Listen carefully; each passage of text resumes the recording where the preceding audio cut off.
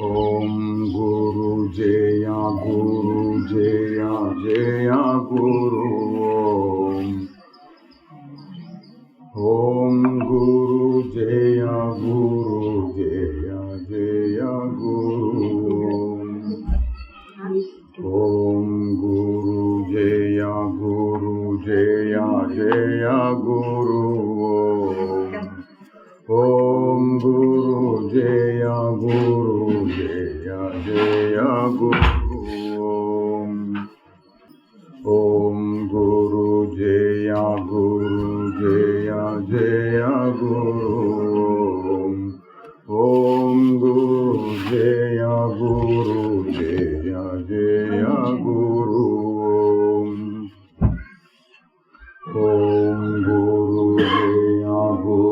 జయ జయ గురు ఓం గురు జయ గురు ఓం గురు జయ జయ గురు ఓం గురు జయ జయ గురు ఓం గురు జయ జయ గుru ఓం గురు జయ జయ గురు ఓం గురు జయ జయ గురు ఓం గురు జయ జయ గురు ఓం గురు జయ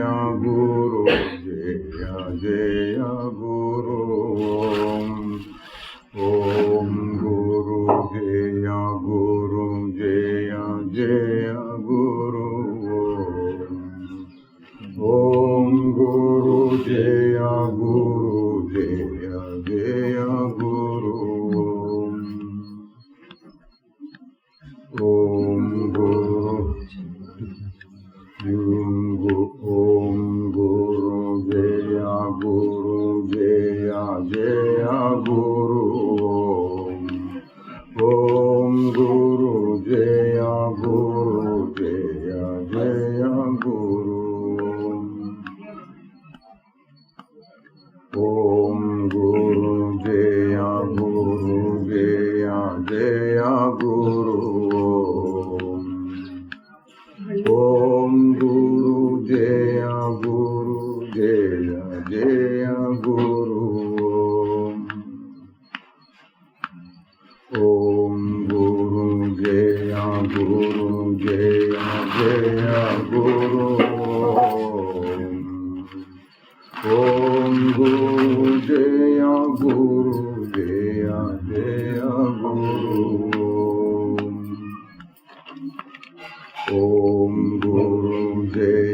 గురు జయ జయ గురు ఓం గురు జయ జయ గురు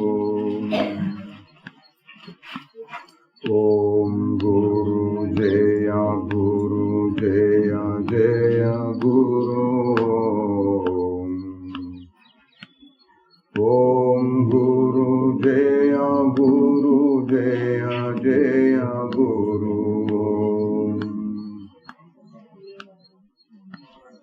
ఓం గురు జయ జయ గురు ఓం గురు జయ జయ గురు ఓం గురు జయ జయ గురు ఓం గురు జయ జయ గురు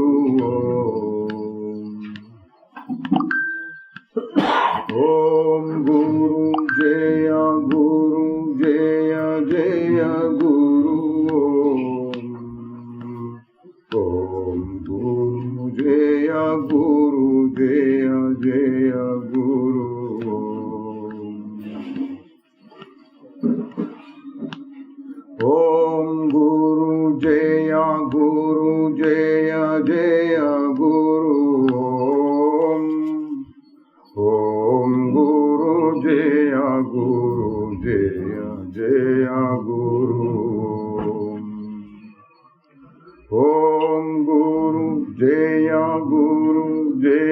జయ గురు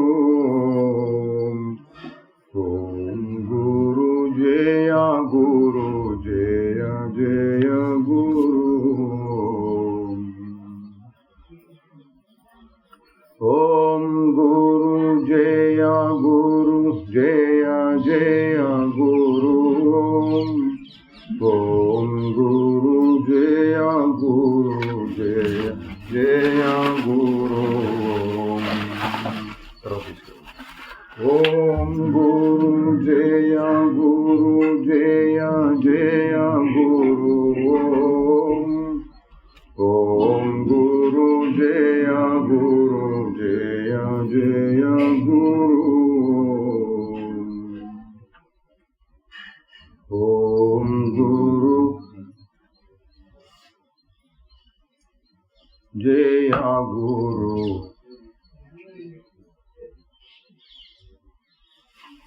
జయ జయ గురు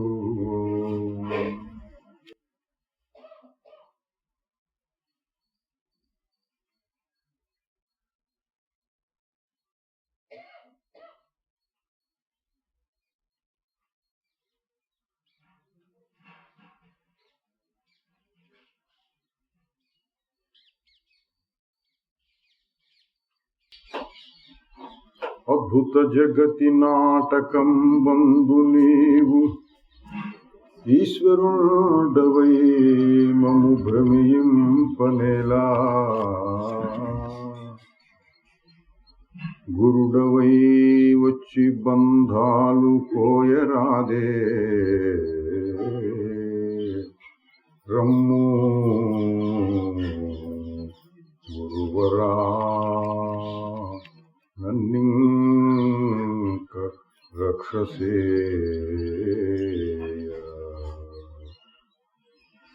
ఓం గురు జయ గురు జయ జయ గురు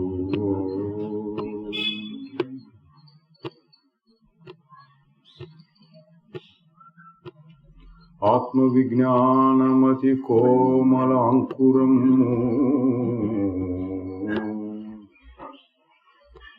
మాయ దుర్వార భీకర మారుతము ఈ మొలకనే విధముగనే వెదుగదేతో రమ్ము గురువరా నన్నింక రక్షసేయ ఓం గురు జయ గురు జయ జయ గురు ఓం గురు జయ గురు జయ జయ గురు ఓం గురు జయ గురు జయ జయ గురు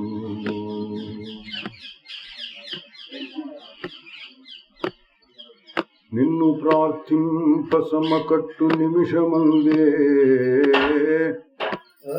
వివిధ సంకల్పములు వచ్చు విరివిగాను ఎల్లవేళల ఇంక నిన్నెట్లు తలతూ ఎల్లవేళల ఇంక నిన్నెట్లు తలతూ రమ్ము రమ్ము గురువరా నన్నింక రక్షసేయ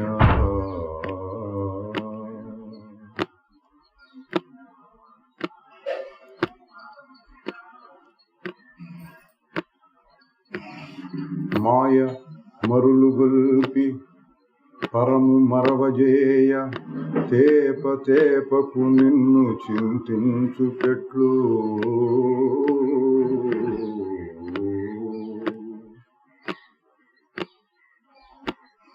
కావుమని ఒక్క పరివేడ కదలిరమ్ము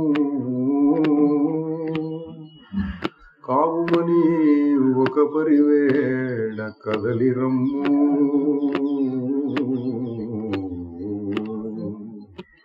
రమ్ము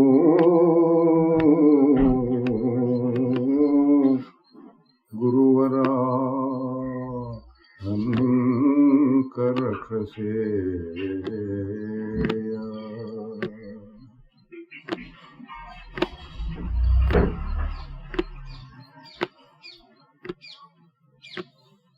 ఓం గురు జయ గురు జయ జయ గురు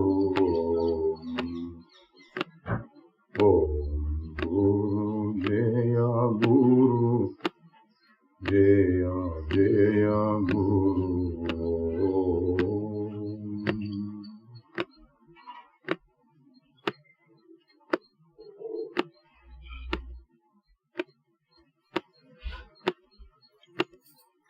తనయుడను నేను ననుగన్న తండ్రివీవు ఇల్లు తప్పి అడవి చిక్కి ఏడ్చుతుంటి వెదకి నన్నిల్లు చేర్చ రావేల తండ్రి రమ్ము రమ్ము గురువరా నన్నింక రక్షసేయ. రమ్ము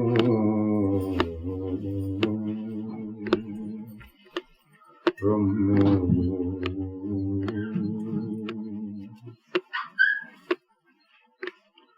ఓం గురు జయ గురు జయ జయ గురు ఓం గురు జయ గురు జయ జయ గురు ఓం గురు జయ గురు జయ జయ గురు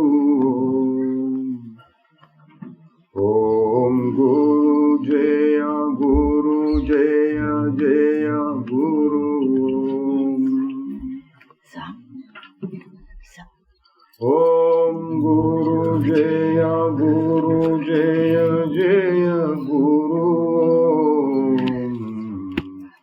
ఓం గురు జయ గురు జయ జయ గురు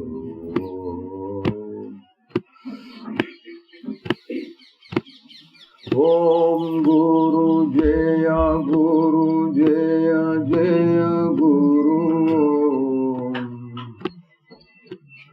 ఓం గురు జయ గురు జయ జయ గురు ఓం గురు జయ గురు జయ జయ గురు ఓం గురు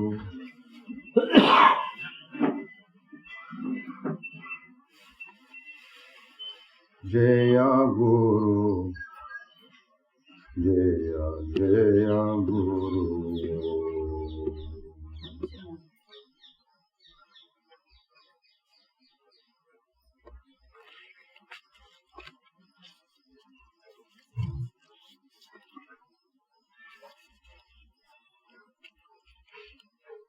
నతే సంగోస్తి కేనాపి కిం శుద్ధః త్యక్తుమిచ్చసి సంఘాత విలయం కుర్వన్ ఏవమేవ లయం వ్రజా. అష్టావకుడు వారు జనక మహారాజుతో చెప్తున్నారు. మనం 2-3 రోజులు చూస్తున్నాం. ఏం చెప్తున్నారు? ఆత్మజ్ఞానం ఎప్పుడు చెప్పినా అదే వస్తుంది. ఒక్క శ్లోకం చదివినా చాలు, 2 శ్లోకాలు చదివినా చాలు, అట్లా ఉంటుంది ఇది. మరి మళ్ళీ మళ్ళీ మళ్ళీ ఎందుకు చెప్తున్నారు? 300 శ్లోకాలు దాకా ఉన్నాయి ఇందులో. అంటే మనలాంటి వాళ్ళ కోసం గట్టి చేసుకోవడం కోసం, విన్నది మర్చిపోయే స్వభావం ఉంది కనుక మళ్ళీ మళ్ళీ విని దాన్ని నిలుపుకోవటం అవసరం కాబట్టి ఇట్లా చెప్తున్నారు. అష్టావకు వారు చెప్పినట్టుంటుంది, మధ్య మధ్యలో జనక మహారాజు చెప్పినట్టుంటుంది. మొదట్లో జనక మహారాజు ఒక ప్రశ్న వేశారు, మోక్షం ఎట్లా వస్తుంది, జ్ఞానం ఎట్లా వస్తుంది, వైరాగ్యం ఎట్లా వస్తుంది. తర్వాత ఆత్మజ్ఞాన ఉపదేశం జనక మహారాజు తన అనుభవాన్ని చెప్పడం, ఇవన్నీ వింటుంటే అసలు ఎవరు గురువు ఎవరు శిష్యుడు అన్నట్టుగా ఉంటుంది. జనక మహారాజు ప్రశ్నలు అడగటం లేదు, తన అనుభవాన్ని చెప్పడమే. అష్టావకుడు మళ్ళీ తనకు తోచింది అని చెప్పడం, జనక మహారాజు తనకు తోచిందా చెప్పడం, ఇట్లా సాగుతుంది. శుద్ధ జ్ఞాన గ్రంథం అన్నమాట. ఇంతకుముందు చెప్పిందని మళ్ళీ ఇంకో రకంగా చెప్పడం కోసంగా అష్టావకుడు వరే చెప్తున్నారు. నతే సంగోస్తి కేనాపి, నీకు ఎటువంటి నీకు శుద్ధుడు అయినటువంటి నీకు దేని వల్ల కూడా సంగము లేదు. నువ్వు దేన్ని విడవాలనుకుంటున్నావు? ఈ సంఘాతాన్ని విలయం చేసేస్తూ ఉన్నవాడవు ఉన్నట్లుగా లయమును పొందుము. ఇది శ్లోకం. లయ చతుష్కము అంటారు 4 శ్లోకాలు. లయం, లయము అంటే కరిగిపోవడం. ఇది నీళ్ళల్లో చక్కెర ఉప్పు వేస్తే కరిగిపోతుంది చూడండి. అట్లా ఎవరు కరిగిపోవటం అంటే జీవుడైన వాడు. సామాన్య భాషలో మనకు అర్థమయ్యేది చెప్పుకుంటే మనస్సు అనుకోండి. మనస్సు కరిగిపోవాలి. ఎందులో కరిగిపోవాలి? ఆత్మలో కరిగిపోయి ఆత్మలాగా అయిపోతుంది. ఆత్మ అంటే ఏంటి? శుద్ధమైనటువంటి చైతన్యం. అది తప్ప రెండోది ఉండదు. ఉత్త తెలివి, ఫలానా దాన్ని తెలుసుకుంటున్నాను అనే తెలివి కాదు. ఉత్త తెలివి ఎట్లా ఉంటుందంటే గాఢ నిద్రలో ఉన్నట్టు ఉంటుంది. 1-2 క్షణాలైనా అట్లా మనమేం ఆలోచించకుండా అట్లా ఓరకుంటే అప్పుడు ఉన్నది ఉత్త తెలివి, శుద్ధ చైతన్యం. అయితే ఉత్త ఉనికి అని కూడా అనొచ్చు. సత్ పదార్థం, ఉత్త సత్, కేవల సత్. అంటే ఫలానా వస్తువు ఉంది, ఫలానా వస్తువు ఉన్నది అంటాం. ఆ ఫలానా తీసేసి ఉన్నది అన్నాం అనుకోండి, ఏంటి అర్థం? కష్టం. ఎందుకంటే మనం ఉన్నది అనే మాటని దీంతో కలిపి వాడతాం. ఇది ఉన్నది, అది ఉన్నది, వాడు ఉన్నాడు, వీడు ఉన్నాడు. చివరికి శూన్యాన్ని కూడా, శూన్యము ఉన్నది, ఆకాశము ఉన్నది, ఏం లేకపోయినా శూన్యము ఆకాశం ఉన్నది అంటాం. అట్లా అలవాటైంది మన భాష. అట్లా కాకుండా అసలు ఏం చెప్పకుండా ఉత్తగా ఉన్నది అన్నాం అనుకోండి, ఏమర్థం వస్తుంది?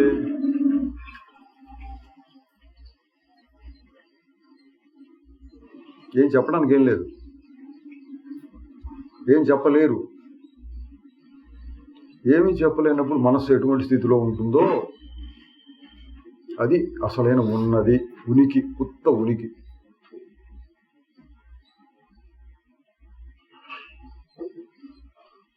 చెట్టు ఉన్నది అనగానే మనసులో చెట్టు బొమ్మ పడుతుంది.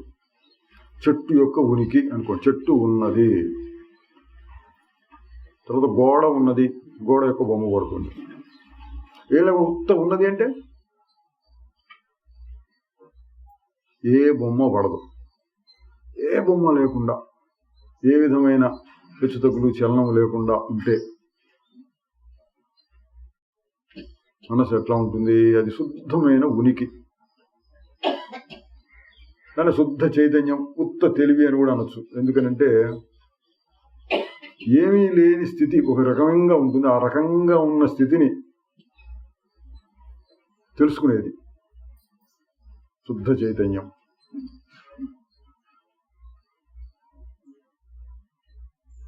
దాని గురించి చెప్తున్నారండి.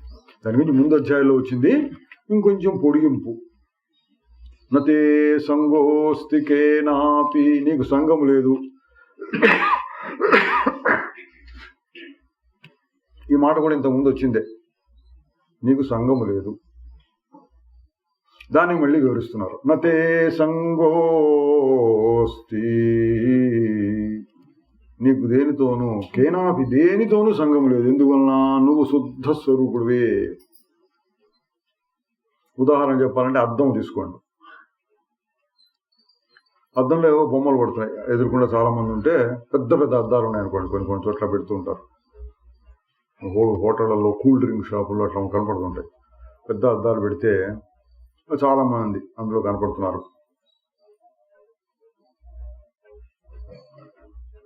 ఇప్పుడు అద్దం అంటుంది అనుకో, ఇంతమంది వాళ్ళ ముఖాలు, వాళ్ళ ఆకారాలు నాలో పడుతున్నాయి, నాకు బాధగా ఉంది అని అద్దం అంటే మనం దానికి ఏం బోధ చేయొచ్చు? నువ్వు శుద్ధమైన అద్దానివి, నీకు ఏది అంటదు. బొమ్మలు పడుతున్నాయి కదా, పడ్డా సరే నీకు అంటదు. ఇది బోధ. ఆత్మ అసంగ స్వరూపం ఇంతకుముందే వచ్చిందే, మళ్ళీ ఇంకో రకంగా గట్టి చేయడం కోసం చెబుతున్నారు. నతే సంగోస్తి కేనాపి, అద్దాన్ని పట్టుకొని నీకేమి అంటదు అని చెప్పినట్లుగా. అదే సినిమా తెర, టీవీ తెర కొత్త ఉదాహరణలు. ఆ తెరను పట్టుకుని నీకే బొమ్మ అంటదు. కాదు, నా పొద్దున్న సాయం దాకా నన్ను సంపుకు తింటున్నా, నా మీద ఎన్నెన్నెన్నెన్నెన్నో బొమ్మలు వస్తున్నాయి అంటే అయినా సరే నీకు అంటదు. నాకు నమ్మకం లేదు. సరే ఒకసారి ఆపేసేయి ఆ బొమ్మలు, స్విచ్ తీసేస్తే బొమ్మలు ఆగిపోతాయి. సరే ఇప్పుడు చూసుకో, నువ్వు ఎట్లా ఉన్నావు, నాకేమి అంటటల్లా. సరే మళ్ళీ బొమ్మలు రాని, స్విచ్ చేసుకో, బొమ్మలు వచ్చినాయి. ఇప్పుడు అయ్యో మళ్ళీ అంటుతున్నాయి, సరే మళ్ళీ స్విచ్ తీసేసి చూడు. అట్లా 2-3 సార్లు చేసామనుకోండి, అప్పుడు ఆ తెరకి ఏం జ్ఞానం కలుగుతుంది? బొమ్మలు పడ్డా నాకేం నష్టం లేదు, పడితే నాకేం నష్టం లేదు. బొమ్మలు పడ్డా పడకపోయినా నేను మారకుండానే ఉంటున్నాను. పూర్వం అద్దం ఉదాహరణ చెప్పాడు, అది కూడా అంతే. ఎంతమంది వచ్చి తమ ముఖాలు చూసుకున్నా ఏ ఒక్కటి అద్దానికి అంటదు. అద్దం ఎప్పుడు శుద్ధంగానే ఉంటుంది. అటువంటి స్వరూపం ఏది ఏదో అనుకోవద్దు. నేనే నువ్వే అని చెప్పానని చెప్తున్నాడు అనుకోండి, ఇక్కడ నువ్వు శుద్ధుడివి అని ఆయన చెప్తుంటే వినేటటువంటి వాళ్ళు ఏమనుకోవాలి, నేనే ఆ శుద్ధ స్వరూపం.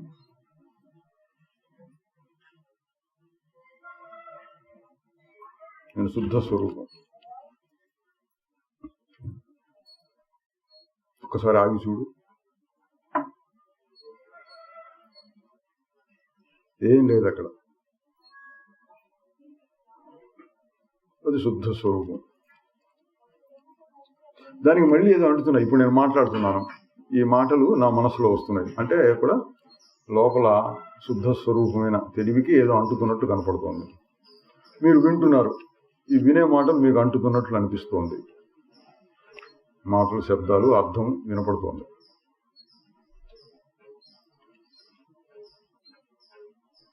ఆగాను. మళ్ళీ ఆగినప్పుడు మళ్ళీ శుద్ధమే. ఇందాక మీరు నిన్న మాటలు ఏమన్నాయి? మీరు కావాలని మళ్ళీ జ్ఞాపకం చేసుకుంటే, ఇందాకని ఏం చెప్పారు, 10 నిమిషాల నుంచి ఏం చెప్తున్నా, ఏం చెప్పారు అని జ్ఞాపకం చేసుకుని మళ్ళీ వెనక్కి లాక్కుని చూస్తే మళ్ళీ ఏవో వస్తాయి ఆలోచనలు, జ్ఞానాలు, బొమ్మలు, అవన్నీ వస్తాయి. ఏం లేదు, నేను ఆగిపోయాను, మీరు కూడా ఆగారు అనుకోండి, ఏం చేయొద్దు.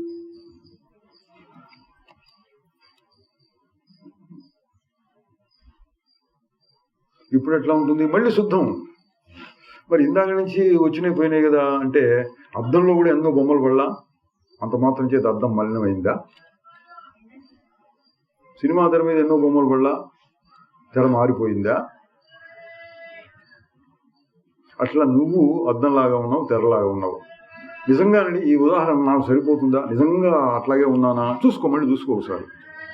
నీకు నమ్మకం కలిగే వరకు దాన్ని చూసుకుంటూ ఉండొచ్చు. ఆగి చూడు మళ్ళీ ఒకసారి.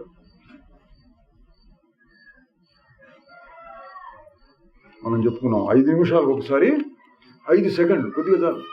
ఆగి గట్టి చేసుకోండి, ఏమని నాకేమి అంటటం లేదు. 5 నిమిషాల సేపు అవి ఇవి వచ్చినాయి, అందులో మునిగిపోయినాం, ఒక్కసారి ఆగాలి. ఎట్లంటే అలవాటు చేసుకుంటే కొన్నాళ్ళు అలవాటు చేస్తే ఇది అలవాటు అవుతుంది.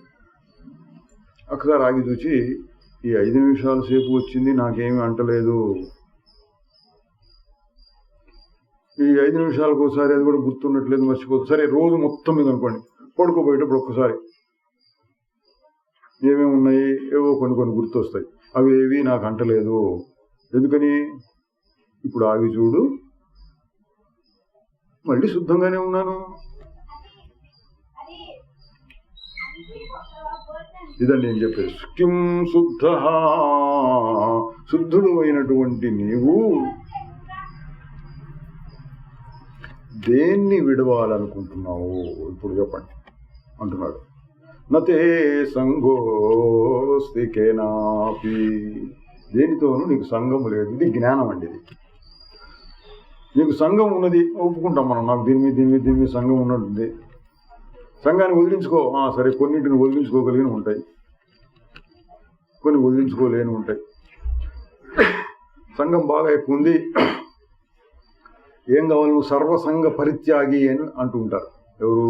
సన్యాసులు. సర్వసంగ పరిత్యాగి, అన్ని సంఘాలను వదిలేసిన వాడు. దాన్ని కూడా కాదంటున్నారండి. మనం రమణ మహర్షి గారి భాషను చూస్తున్నాం. కొంతమంది అప్పుడప్పుడు వచ్చి సన్యాసం తీసుకుంటే మంచిదా అన్నట్టుగా అడుగుతూ ఉంటే, ఎందుకయ్యా ఇక సన్యాసం అంటే ఇంటిని వదిలేస్తావు, అడవిలోనో మఠంలోనో కూర్చుంటావు, దీని మీద సంఘం పోయి దాని మీద సంఘం వస్తుంది అంటే అది పనికిరానిదని కాదండి, అదొక ఆశ్రమం, దాంట్లో ఉండే లాభ నష్టాలు దాంట్లో ఉంటాయి. మహర్షి గారు చెప్పేది ఏంటి? శుద్ధమైన జ్ఞానం ఆ స్థాయి నుంచి చెప్పినప్పుడు ఇక్కడ సంఘం తీసేసి అక్కడ పెట్టావు. భౌతికంగా కొంచెం కింది స్థాయి నుంచి చూస్తే సరే, ఇండ్లు వాకిళ్ళు గుళ్ళు గోళ డబ్బులు గొప్ప దశకం ఇవన్నీ మీద సంఘం పెట్టుకుని బుర్ర పాడైపోతుంది. అదంతా తీసేసి ఎక్కడో మఠంలో ఉంటే అది ఒక చిన్న సంఘం కదా, పెద్ద సంఘం నుంచి చిన్న సంఘానికి వచ్చాం కదా, మంచిదేనండి. అందుకని ఆశ్రమాన్ని ఏర్పాటు చేశారు, శాస్త్రంలో ఉంది అది. కానీ ఇక్కడ ఇది జ్ఞానశాస్త్రం. మహర్షి గారు కూడా ఎప్పుడు అదే చెప్తూ ఉంటారు అందరికీ. ఇక్కడ సంఘం తీసి అక్కడ సంఘం పెట్టా, ఎందుకు? ఇంటి మీద సంఘం తీసేసి అడవి మీద సంఘం పెట్టుకుంటున్నాం. సంఘం లేదు, లోపల ఉండనే ఉందిగా, మరి అది కూడా లేకుండా పోవాలంటే సామాన్యమైన విషయం కాదు. అన్నిటికీ మూలమైనటువంటి శరీరం ఉండనే ఉన్నది. ఇక్కడున్నా అక్కడున్నా, బట్టల రంగు మార్చిన, అసలు బట్టలు పూర్తిగా తీసిపడేసిన, కొంత తగ్గించుకోవచ్చు, సంఘాన్ని కొంచెం తగ్గినట్టుగా ఉంటుంది. దేహాభిమానం ఉన్నంత వరకు ఏదో ఒక రకమైన సంఘం వస్తూనే ఉంటుంది. మరి అన్ని తీసేసే పద్ధతి ఏంటి అంటే జ్ఞానం. ఆ జ్ఞానాన్ని చెప్తున్నారు ఇక్కడ. నతే సంగోస్తి కేనాపి, నీకు దేనితోనూ సంఘము లేదు, సంఘం ఉన్నది తీసేసుకో అని చెప్పడం కొంచెం కింది స్థాయి శాస్త్రము. సంఘాన్ని తగ్గించుకో, మంచి అలవాట్లు చేసుకో, చెడు అలవాటును తగ్గించుకో, కామక్రోధములన్నీ నీ శత్రువులు అరిషడ్ వర్గాలు, వాటిని తగ్గించుకో, ఎంత చెప్తూ ఉంటాం. ఆ సందర్భంలో రైటే, చెప్పాలంటే చెప్పాలి. ఇక్కడ సందర్భం ఏంటి?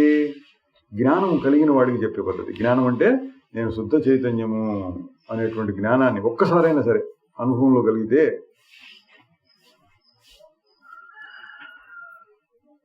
అటువంటి వాడికి చెప్పే పద్ధతి అన్నమాట.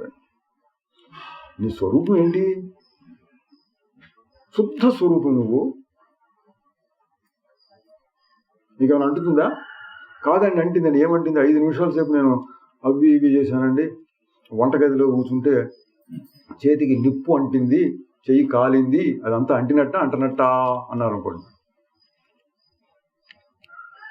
చేతికి నిప్పు అంటినా మసి అంటినా మీరు ఒక ప్రశ్న వేసుకోండి, నేనెవరు? ఒకసారి ఆగి చూడు.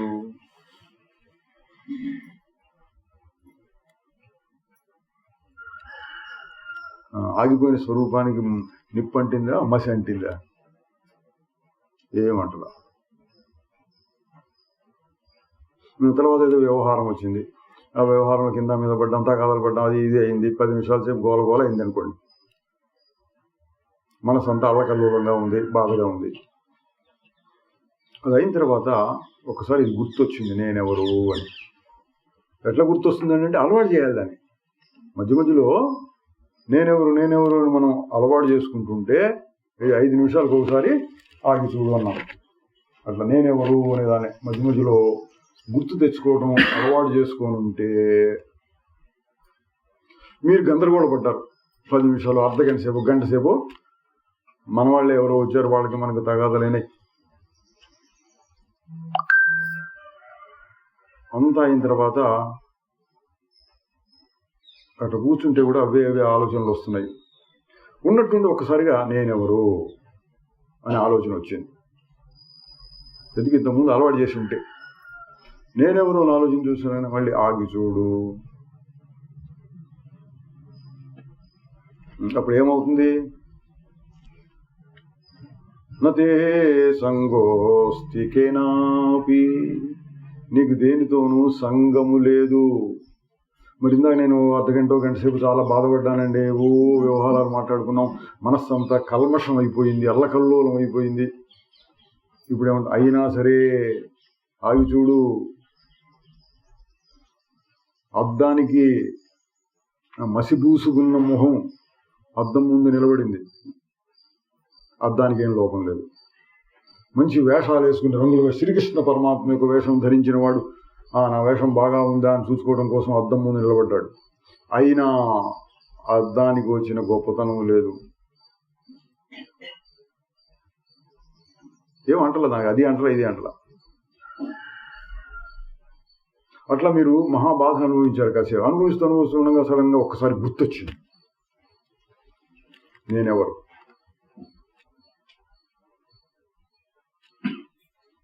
ఆ గుర్తొచ్చినా కూడా ఇంకా నిలబట్టలేదండి అన్న. సరే కాసేపు ఆగండి, ఆగి మళ్ళీ వేయండి ప్రశ్న, నేనెవరు. మనస్సు దానంతటా శాంతిస్తుంది. ఎందుకు? ప్రకృతిలో ఉండే లక్షణం. 24 గంటలు బాధపడరు, ఎంత సమస్య ఉన్నా దానంతటా ఆగుతుంది, కాసేపటికి శాంతం వస్తుంది.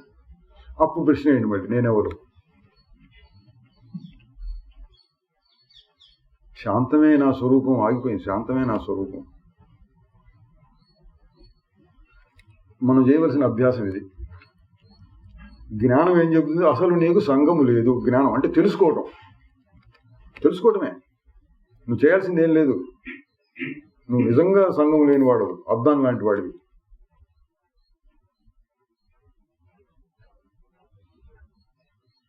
అది నీకేది అంటదు, అంటించుకుందాం అనుకున్నా అంటదు. ఈ ఆత్మ ఎట్లా ఉంది? స్వచ్ఛమైన ఆత్మ. ఆగి చూడు, అట్లా స్వచ్ఛంగా ఉంది. నీకు అంటుతున్నాయి అనుకున్నటువంటి మనస్సు, భావములు, సంకల్పములు, ఆలోచనలు, రాగద్వేషాలు, ఇటువంటివి ఉన్నాయి కదా, అవన్నీ అంటుతున్నాయి అంటాం. అవి ఎట్లా ఉన్నాయి?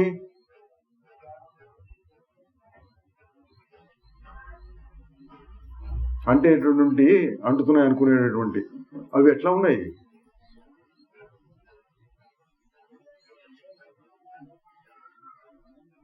నీళ్ళలో ఒక చిన్న ఆవగింజ చేసాం అనుకోండి, బొక్క నీళ్ళలో ఆవగింజ చేసాం, ఏదో కొద్దిగా అంటిందండి నీళ్ళకి అనుకోవచ్చు. ఓ బొక్క నీళ్ళలో ఒక చిన్న మట్టి గడ్డ వేసాం, నీళ్ళలో కొంచెం మలినం వచ్చింది అనుకోవచ్చు. ఇక్కడ ఆత్మ మనసు దగ్గర ఎట్లా ఉందంటే, ఆత్మలో ఏం వేసావు? రకరకాల భావాలు వచ్చినాయి, రకరకాల ఆలోచనలు వచ్చినాయి, సుఖం, దుఃఖం, రోగం, ద్వేషం, ఏమిటంటో వచ్చినాయి. అవి ఎట్లా ఉన్నాయంటే గాలి, ఏమంటదండి. బొక్కలో నీళ్ళకి గాలి వచ్చి తగిలింది అనుకోండి, ఏమంటింది దానికి? అంటించుకునే స్వభావం దానికి లేదు, అంటే స్వభావం దీనికి లేదు. ఆత్మ మనస్సు ఇట్లా ఉన్నాయి. ఆత్మకేమో అంటించుకునే స్వభావం లేదు. ఎప్పుడైనా సరే ఆగు అనగానే ఆగుతూ ఏముండదు, అక్కడ తాను మాత్రమే ఉంటుంది. ఇక అంటేటటువంటిది ఏంటంటే మనస్సు. మనస్సు ఎటువంటిది? చిన్న చిన్న చలనాలు. ఏంటి? ఏది చలించింది? గాలిలో వచ్చిన చలనమైనా మనం చెప్పగలం. గాలి ఇట్లా చలించిందండి, అక్కడ ఆరేసిన బట్టలు పడిపోయినాయి, ఇక్కడ ఎండుటాకులు రాలిపోతున్నాయి, ఇట్లా చెప్పచ్చు. గాలిలో చలనం. నీ మనసులో చలనం ఎట్లా ఉంది? ఇట్లా కుర్చీలోనో మంచం మీద కూర్చొని ఏదో ఆలోచిస్తున్నావు అనుకోండి, నీలో చలనం ఉన్నాడు ఎవడికి తెలియదు. లోపల లోపల ఏదో వస్తుంది, ఏదో జరుగుతోంది. ఏంటి వాడి బలం ఎంత? లోపల వచ్చేటువంటి భావాలకి బలం ఎంత, బరువు ఎంత? అర్ధగంట సేపు నుంచి ఒకటే భావాలు, ఆలోచనలు వస్తున్నాయి, అల్లకల్లోలంగా ఉంది. అర్ధగంట సేపు అవన్నీ కలిపి బరువు తూచారనుకోండి, ఎంత ఉంటాయి? అర్ధగంట సేపు మీకు వచ్చిన ఆలోచనలు. పుట్టినప్పటి నుంచి ఇప్పటికి ఎన్ని ఆలోచనలు వచ్చి ఉంటాయి? అవన్నీ కలిపి బరువు తూచారనుకోండి, ఎంత ఉంటాయి? ఒక్కొక్క ఆలోచన ఇప్పుడు మిల్లీగ్రాములు, మైక్రోగ్రాములు అంటున్నారు. 100 ఆలోచనలు కలిపితే 1 గ్రామ్ అనుకుందాం అనుకోండి. 1000 ఆలోచనలు అనుకోండి. 1000 ఆలోచనలు కలిపితే 1 గ్రామ్ బరువు ఉంటే, చిన్నప్పటి నుంచి ఇప్పటికి వచ్చిన ఆలోచనలన్నీ ఎక్కడ ఏ మూలు ఉన్నాయో మన మొహంతో మెదడంతా వాచిపోయి ఉండేది. మెదడు వాపు వ్యాధి ఎందువల్ల వాచింది అంటే ఆలోచనల వల్ల వాచింది అండి అని చెప్పుకోవాలి. నేను బాగా ఆలోచిస్తాను కాబట్టి నా మెదడు ఇంత అయింది. అట్లా లేదు. ఏం జరుగుతుంది? వస్తున్నాయి పోతున్నాయి. చూడండి, రెండింటి స్వభావం చూడండి. ఆత్మ యొక్క స్వభావం దేన్ని అంటించుకోదు, అటు ఊరుకుంటుంది. ఏవో అవి ఆలోచిస్తూ అబ్బా చాలా కష్టంగా ఉంది, ఏం చేస్తాం అనుకుని నిద్రపోయినారు. పోయింది, ఏమంటలా. పోనీ ఇవెట్లా ఉన్నాయి? నిలబట్టాల. ఏ క్షణానికి ఆ క్షణం ఒక ఆలోచన వస్తుంది, మరు క్షణంలో అది పోతుంది, కొత్త ఆలోచన వస్తుంది. ఇంకో క్షణంలో అది పోతుంది, మళ్ళీ ఇంకోటి వస్తుంది. కాదండి, ఒకే ఆలోచన అర్ధగంట సేపు ఉంది అంటే మీరు చాలా ఏకాగ్రత కలిగిన వాళ్ళు అనమాట. బాగా ఏకాగ్రంగా ఒకే దాన్ని మీరు ఆలోచిస్తున్నారు. అయినా సరే అప్పటికైనా పోతుంది. 24 గంటలు నిలబెట్టుకోగలరా? మహాయోగీశ్వరులు అయిపోతారు మీరు 24 గంటలు ఒకే భావాన్ని నిలబెట్టుకోగలిగితే. వస్తున్నాయి పోతున్నాయి. మధ్యలో కాస్త కాఫీ తాగటానికైనా లేస్తారు. 24 గంటలు ఆలోచించరు. ఇది ఎందుకు జరుగుతుందంటే మార్పు చెందటం అనేటువంటిది మనస్సు లక్షణం. నువ్వు నిలబడమన్నా నిలబడదు, ఏ ఒక్క ఆలోచన నిలబడదు. వస్తుంది పోతుంది ప్రవాహం. నీరు కొట్టుకుంటూ పోతున్నాడు. ప్రవాహం అంటే ఏంటి? ఇప్పుడున్న నీరు మరుక్షణంలో ఉండదు, అది వెళ్ళిపోతుంది, కొత్త నీరు వస్తూ ఉంటుంది. అది ప్రవాహం. మనస్సు కూడా అంతే, ప్రవాహంలాగే వస్తుంది. ఎండాకాలం వస్తే అంతా ఆగిపోయింది. అట్లా మనస్సు ప్రవాహంలాగా వెళ్ళిపోతూ ఉంటుంది. దానికి అంటుకునే లక్షణం లేదు. ఆత్మకి అంటించుకునే లక్షణం లేదు. వేలకు వికారములు వస్తున్నా సరే అది శుద్ధంగానే ఉంటుంది. ఇదండి విచిత్రం. సృష్టి విచిత్రం అంతా ఇక్కడ పెట్టాడు. ఒకటి అంటించుకునే లక్షణం లేదు, ఇంకోటి అంటుకునే లక్షణం లేదు. ఆ కన్నీ రెండు అంటుకుంటున్నట్టు అంటించుకుంటున్నట్టు ఏదో జరుగుతున్నట్టు వ్యవహారం జరుగుతుంది. సృష్టి అంతా అది. జీవుడు అంటే అది. అందుకే పరమాత్మ గురించి చెప్తాడు. సృష్టికి పూర్వం పరమాత్మ, సృష్టి అయిన తర్వాత పరమాత్మే ఇన్ని వస్తువులాగా అయినాడు. అన్ని వస్తువుల్లో ఒక వస్తువు ఏంటి? జీవుడు, జీవ చైతన్యం.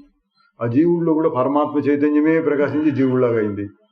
ఆ జీవుడు మటుకు నేను పరమాత్మ అన్న విషయం మర్చిపోయి, పరమాత్మ చైతన్యం ఇక్కడుంది కానీ మర్చిపోయి దీంతో కలుస్తున్నాడు. ఒకసారి ఎవరైనా పట్టుకుని, నిన్న మన కథ వచ్చింది చూడండి. ఎరా ఎందుకు నువ్వు ఇట్లా పరిగెత్తుతున్నావు, ఎందుకు కొట్టుకుంటున్నావు, ఎందుకు పరిగెత్తుతున్నావు, ఎవరు నువ్వు అని అడిగితే కాసేపు ఉండి అట్ట మెల్లిగా ఎక్కువ వెళ్ళిపోయినాడు అన్నారు కదా. అట్లా ఇట్లా ఈ జీవుడికి మనం పట్టుకొని ఏంటి నువ్వు ఇంత వ్యవహారంలో పడ్డావు, ఎందుకు కలుగుతున్నావు అని ఒక్కసారి ఆగి చూస్తే, అరే నాకు నిజంగా వ్యవహారం లేదు, నేను ఎప్పుడు శుద్ధున్నే. మనసుతో అంటించుకునే స్వభావం నాకు లేదు. భ్రమ వలన నాకు అది ఇది ఉన్నట్టు అనిపిస్తోంది. ఇదండి జ్ఞాన శాస్త్రం. ఇది అర్థమైతే ఎంత తేలికో చూడండి. ఇంతకుముందు ఉన్నది ధర్మశాస్త్రం, నీతి శాస్త్రం, యోగ శాస్త్రం, ఇట్లాంటి వాటిల్లో నీ మనస్సును నువ్వు సంస్కరించాలి, అంటే మార్పు చేయాలి, మంచిగా చేయాలి, మంచి లక్షణాలన్నీ మనసుకు నేర్పాలి. ఆ తర్వాత మనసును కాసేపు ఆపి నిశ్చలం చేసి ఆత్మధ్యానం చేసి ఆత్మను తెలుసుకోవాలి. ఇటువంటివన్నీ చెప్తారు. ఒక్కసారి కనుక ఇది నిజంగా అర్థమైతే ఎట్లా ఉంటుంది? చెప్తున్నాడు, నీ ఏం చేయక్కర్లే, ఇంకా అర్థం చేసుకోవడం అట్లా ఉండటం అంతే. నాకు ఏం అంటట్లేదు కదా, ఏం తీసేయాలి ఇంకా నేను అనేటప్పటికీ సర్వసంగ పరిత్యాగం వచ్చినట్టుంది. నిన్న పొద్దున్న చదివిన దాంట్లో వచ్చింది. జనక మహారాజు చెప్పాడు. ఏం చెప్పాడు? కుతశ్చిత్ కౌశలాదేవి, ఏదో ఒక నేర్పరతనం వచ్చింది, శరీరంతో సహా విశ్వం మొత్తాన్ని వదిలేశాను అన్నాడు. అసలైన సన్యాసం అంటే శరీరంతో సహా, శరీరంతో మొదలుపెట్టు విశ్వం మొత్తాన్ని వదిలేశాను. ఎట్ట కుదురుతుందంటే ఇదండి జ్ఞానం. నాకేది అంటట్లేదు, నాకేది సంబంధం లేదు. శరీరంతో సహా. శరీరానికి ఏదైనా ఇబ్బంది వచ్చిందనుకోండి, ఏమనాలి? నాకే వచ్చింది అనుకోకూడదు అన్నాడు.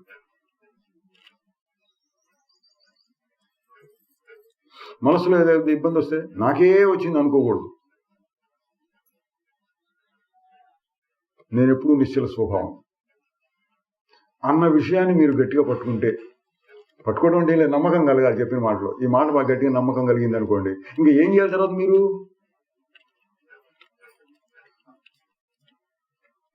ఏం చేయక్కర్లా, ఊరక ఉండాలి కదండి. ఉండటం అనేది కూడా నువ్వు చేయక్కర్లా, అది ఉంటుంది, ఎప్పుడూ ఉంటుంది. హాయిగా ఉండాలి కదండి, హాయిగా ఉంటుంది, నువ్వు ఉండక్కర్లా. నువ్వు కావాలని హాయిగా ఉండక్కర్లా. హాయిగా ఉండటం దాని స్వభావం. ఊరక ఉంటుంది, హాయిగా ఉంటుంది. అదే పరమాత్మ యొక్క లక్షణం అండి. చిత్తు ఆనందం అంటారు. పరమాత్మ గురించి ఏం చెప్పాలని అంటే సృష్టికి పూర్వం కూడా ఉంటాడు ఆయన. ఎట్లా ఉంటాడంటే ఏం చెప్తారు?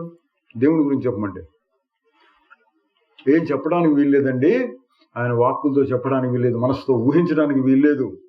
అదొక రకంగా ఉంటాడు అంతే. అదొక రకంగా ఉంటాడు ఆయన. కాదండి ఏదైనా కొంచెం మాకు అర్థమయ్యేటట్టు చెప్పండి అంటే సత్ అన్నారు. ఊరక ఉంటాయి, ఏదో ఒకటి ఉండాలి కాబట్టి. ఇది కూడా ఊహించి చెప్పేదే, ఏదో ఒకటి ఉండాలి కదా కాబట్టి సత్ పదార్థము.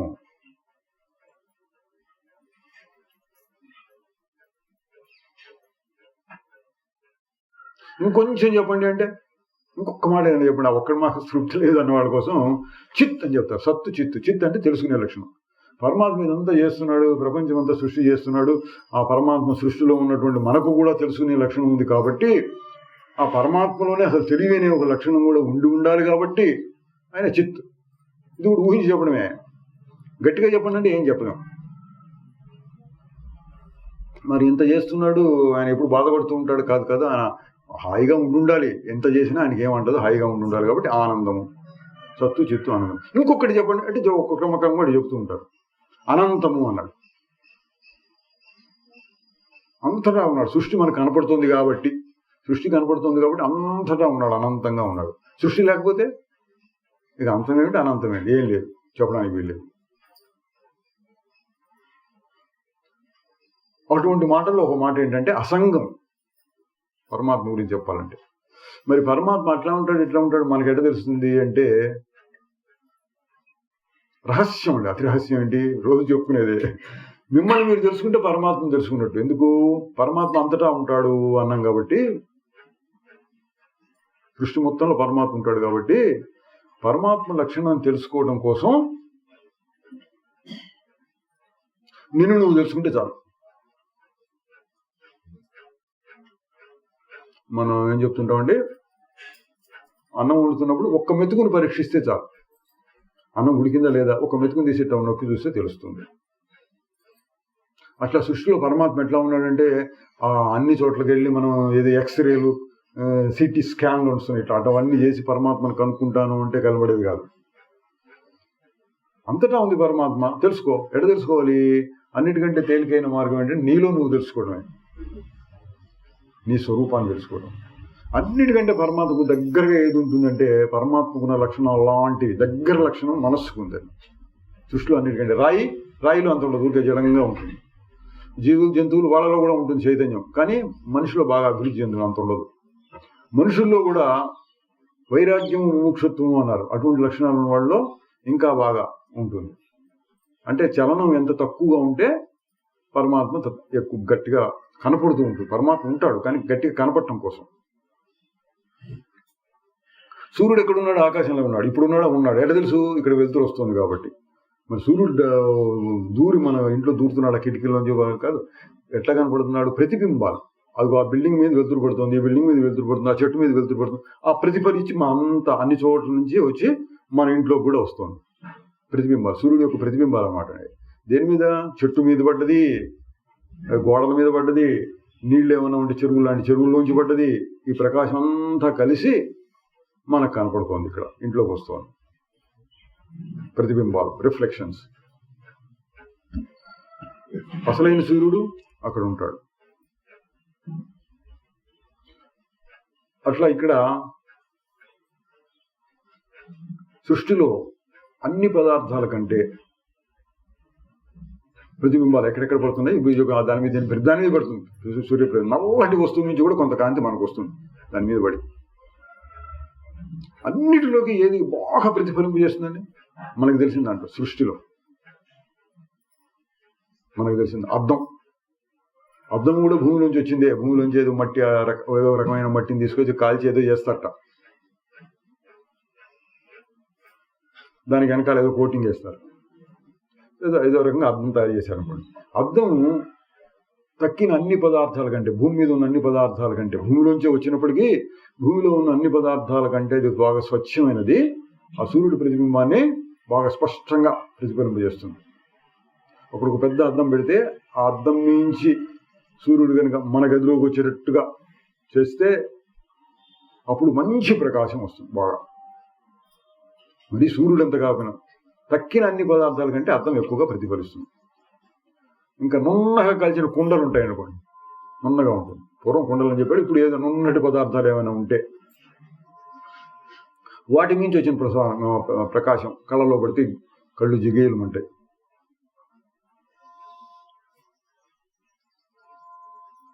ఈ పోలిక చొప్పున ఇక్కడ చూడండి, సృష్టిలోని అన్ని పదార్థాల కంటే మనస్సు అనేటువంటిది చాలా శుద్ధమైనటువంటిది.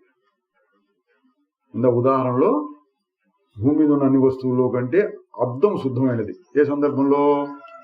కాంతిని ప్రతిఫలింపజేయడంలో, సూర్యుడిని మన మీదకి వచ్చేది చేయడంలో అద్దం అన్నిటికంటే ఎక్కువ. ఇక్కడ అట్లాగే భూమి మీద అన్ని పదార్థాల్లో కంటే, సరే భూమి మన ఒక్కడిని తీసుకుంటే ఇక్కడ పైన ఉన్న వెంట్రుకల దగ్గర నుంచి కాలి గోళ్ల వరకు అంతటా ఉంటాడు పరమాత్మ. అంతటా ఉంటుంది చైతన్యం. కాలి గోళ్లలో కూడా చైతన్యం ఉంటుంది, వెంట్రుకల్లో కూడా చైతన్యం ఉంటుంది. మనం అనుకుంటే వెంట్రుకలు ఊడిపోతుంటే రోజు కాస్త తీసి పడేస్తూ ఉంటాం. ఎందుకని? చైతన్యం ఉంది, జీవం ఉంది అందులో. కొన్నాళ్ళ పాటు పెరిగి రాలిపోతూ ఉంటుంది. ఎన్నాడు పెరగాలి, ఎన్నాడు రాలిపోవాలి, అదొక రకమైన తెలివి దాంట్లో కూడా ఉంటుంది. కానీ మనం స్పష్టంగా గుర్తించలేము. ఒక వెంట్రుకను తీసుకుని పరమాత్మ అంటే కనిపెట్టలేము. మనం కనిపెట్టగలిగినటువంటి దాంట్లో అద్దం లాంటిది బాగా ప్రతిఫలింపజేసేది ఏంటంటే మనస్సు అన్నాడు. ఆ మనస్సులో కూడా శుద్ధమైన మనస్సు, రకరకాల వికారాలు, కామక్రోధములు మొదలైన లక్షణాలు లేకుండా అట కాస్త నిలకడగా నిశ్చల స్థితి ఎక్కువగా ఉన్నటువంటి మనస్సు ఇంకా మంచిది. అటువంటి మనస్సును తయారు చేసుకోవడం కోసం ముందేవో కొన్ని సాధనలు, ధర్మాలు, శాస్త్రాలు అవన్నీ ఉన్నాయి. తగినతనం వచ్చినప్పుడు ఆ మనస్సుకి ఒక బోధ చేశారనుకోండి, అసలు నీ స్వరూపం ఏంటి, నువ్వెవరివి, ఎందుకిట్టా పరిగెడుతున్నావు. నిన్న వశిష్ఠ మహర్షి వాడిని పట్టుకొని చెప్పారు కదా, ఆ ఊరికి కొట్టుకుంటూ తనను తాను కొట్టుకుంటూ పరిగెత్తేవాడికి చెప్పినట్టుగా మనసును పట్టుకుని ఎందుకు పరిగెత్తున్నావు, ఏంటి నువ్వు, ఎక్కడికి పోతున్నావు, నీకేం కావాలి, ఆలోచించు. ఇట్లా బోధ చేస్తే అవును నేనెవరు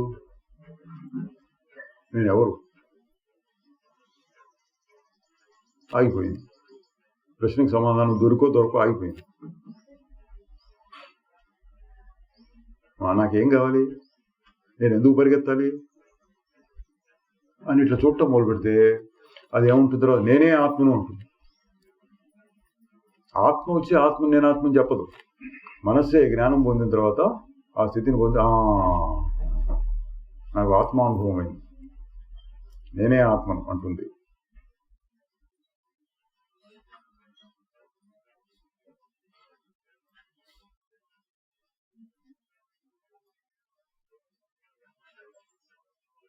ఇప్పుడు మనస్సు అంటే ఏంటి? ఇన్ని లక్షణాలతో ఉంటుందండి.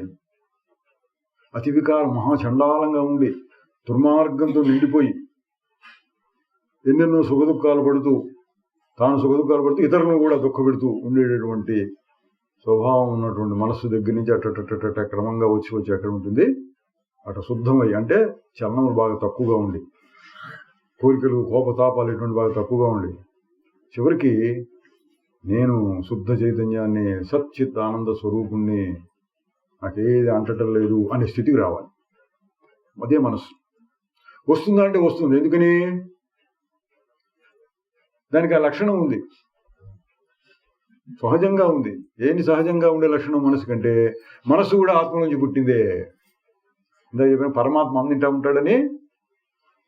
పరమాత్మ అన్నిట్లో ఉంటాడు. కాబట్టి మనస్సు యొక్క అసలు స్వరూపం ఏంటి అని చూస్తే పరమాత్మే, శుద్ధ చైతన్యం. మామూలుగా చెప్తే మనస్సు యొక్క అసలు స్వరూపం అంటే చెలిస్తూ ఉంటుందండి, దీంట్లో ఈ ఆలోచనలు వస్తాయి, ఆలోచనలు వస్తాయి, కాసేపు సుఖం, కాసేపు దుఃఖం, రాగము, ద్వేషం, మంచి చెడు ఇవన్నీ ఉంటాయి. ఇది సాధారణంగా చెప్పేది. ఇంకో రకంగా చెప్తున్నాం ఇప్పుడు. ఎట్లా? మనస్సు అంటే ఆత్మలో నుంచి పుట్టిందే. ఆత్మలో నుంచి మొట్టమొదటి పుట్టింది మనస్సు అనుకోండి. మొట్టమొదటి పుట్టింది ఆ మనస్సులో పుట్టినవి ఇవన్నీ. ఎందుకు? మనస్సు చూస్తే ఇవన్నీ ఉంటున్నాయి. మనస్సు చూపించి ఫలానా ఫలానా ఫలానా ఫలానా అని చెప్తోంది. అందుకని ఇవన్నీ మనస్సులో నుంచి పుట్టినవి అన్నారు.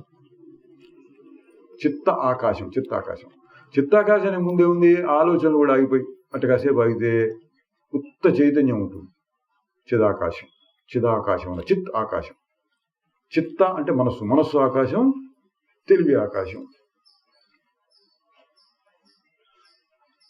మనస్సులోంచి మొట్టమొదటిగా పుట్టినటువంటిది ఆ మనస్సు. ఆ మనస్సులోంచి పుట్టింది ప్రపంచం. కాబట్టి ఇప్పుడు మనస్సుకు బోధ చేసి, ఏమైనా నువ్వు మనస్సుకు బోధ చేసి ఆత్మను చేస్తావా అన్నారు అనుకోండి.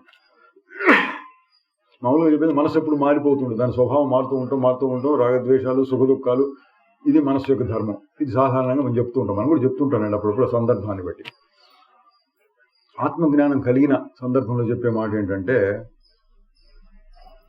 మనస్సు అంటే ఆత్మేనండి, ఆత్మలో నుంచి వచ్చిందే, దాని లక్షణం కూడా ఆత్మయే. కదులుతూ ఉంటే మనస్సు అంటాం, కదలకుండా ఉంటే ఆత్మ అంటాం. కదులుతూ ఉంటే రాగద్వేషాలు, సుఖదుఖాలు, కదలకుండా ఉంటే శాంతం, హాయి. కాబట్టి మనస్సు కూడా అసలు లక్షణం ఏంటి అని బాగా లోతుగా విచారణ చేస్తే సచ్చిదానందమే. ఆత్మ యొక్క లక్షణాలే మనస్సు. కాబట్టి సహజంగా ఆత్మ లక్షణాలు దానికి కూడా ఉన్నాయి. అందులో మనం ఆత్మలో నుంచి వచ్చిందే కాబట్టి కాస్త జ్ఞానబోధ చేస్తే ఆత్మగా అయ్యే అవకాశం ఉంది, అవుతుంది. ఎందుకంటే ప్రశ్న అడుగుతుంటారు, మనస్సు ఇటువంటిది అంటారు కదా, అటువంటిది ఆత్మ ఎట్లా అవుతుంది?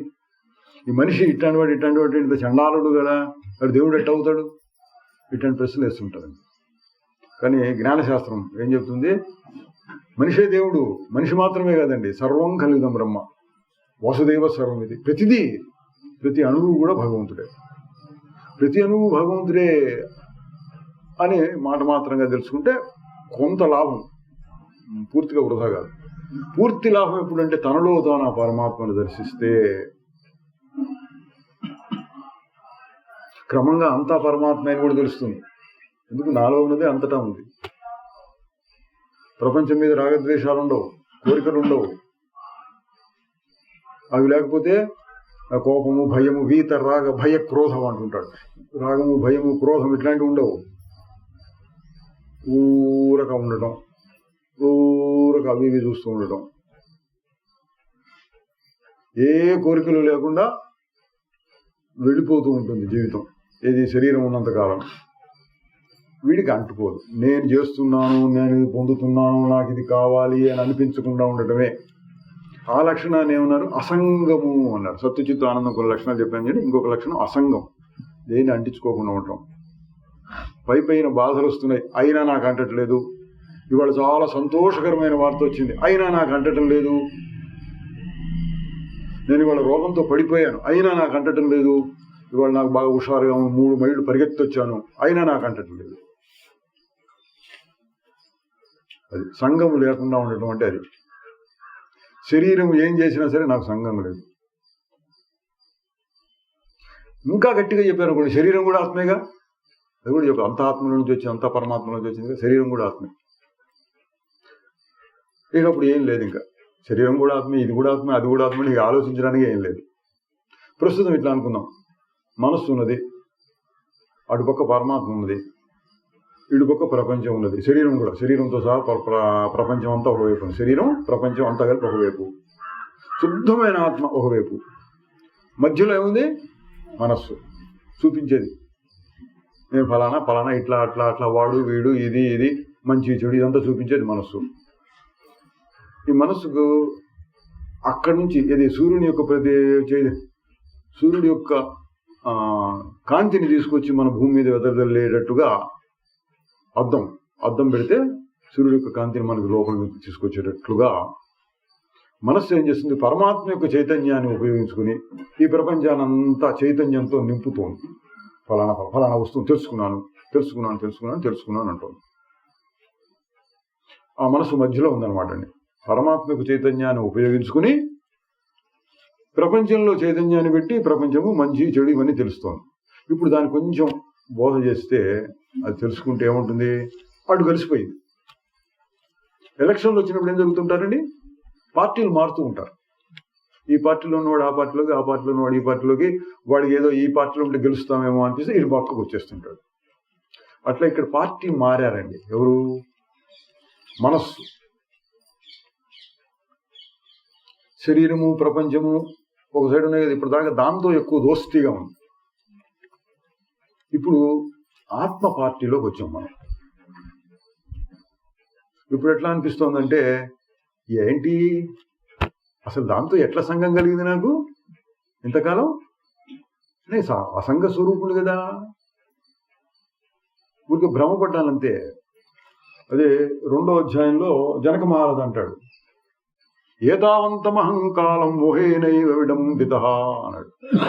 జ్ఞానం కలిగినప్పుడు ఏం చెప్పాడు, నేను శుద్ధ స్వరూపుణ్ణి, శాంత స్వరూపుణ్ణి, ప్రకృతి కంటే వేరైనటువంటి వాడిని, నిరంజన స్వరూపుణ్ణి. అటువంటి నేను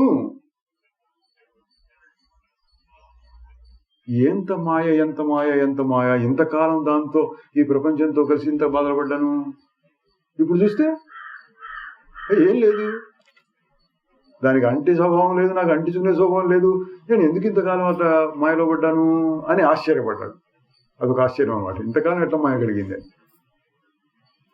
అట్లా ఆత్మ ఒకసారి మనసు వెళ్ళి ఆత్మలో కలిసిపోతే, అంటే ఆ పార్టీలో చేరితే, అట్లా ఆ పార్టీలో చేరి అట్లా ఆగిపోయింది అనుకోండి, ఇంకా ఉండదు, నిశ్చలంగా ఉంటుంది. కొంతకాలం అయితే శరీరం పడిపోతుంది, శరీరం నిలబెట్టాల్సిన అవసరం లేదుగా. అట్లా కూడా ఉండొచ్చు, చాలా అరుదు. ఎక్కడైనా ఒకళ్ళిద్దరు అట్లా జ్ఞానం కలిగి ఉంటారేమో మనకు తెలియదు, ఏ గుహల్లోనో మఠాల్లోనో అట్లా ఉండి అట్లా ఆసనం వేసుకొని కూర్చొని ఆ పరమాత్మలో కలిసిపోయి శరీరాన్ని వదిలేయటం. మనకు తెలిసిన వాళ్ళందరూ అంటే ఎవరు, అష్టావకుడు, జనకుడితో సహా, వశిష్ఠ మహర్షి, రాముడు, వీళ్ళందరితో సహా వాళ్ళందరూ తర్వాత కూడా శరీరాలు ఉన్నాయి, వాళ్ళు కూడా వ్యవహారాలు చేశారు. ఎట్లా చేశారంటే ఇట్లా, నతే సంగోస్తి కేనాపి, నేను అన్ని చేస్తూనే ఉన్నాను కానీ నాకు సంఘం లేదు. మరి నేను చేస్తున్నానంటే తప్పు మాటది, నేను చేయడం కాదు, పనులు జరుగుతున్నాయి, నాకు సంఘం లేదు. పనులు ఎట్లా జరుగుతున్నాయి, మనస్సు ఆలోచిస్తేనే కదా. అంటే మనస్సులో అనేక భాగాలు ఉన్నాయి, రకరకాలు చెప్పుకోవచ్చు. ఒకడు వేషం వేసాడు అనుకోండి, నటుడు వేషం వేసి వాడు డైలాగులు చెప్తున్నాడు, మంచి నటన చూపిస్తున్నాడు, హావభావాలు ఒలికిస్తున్నాడు.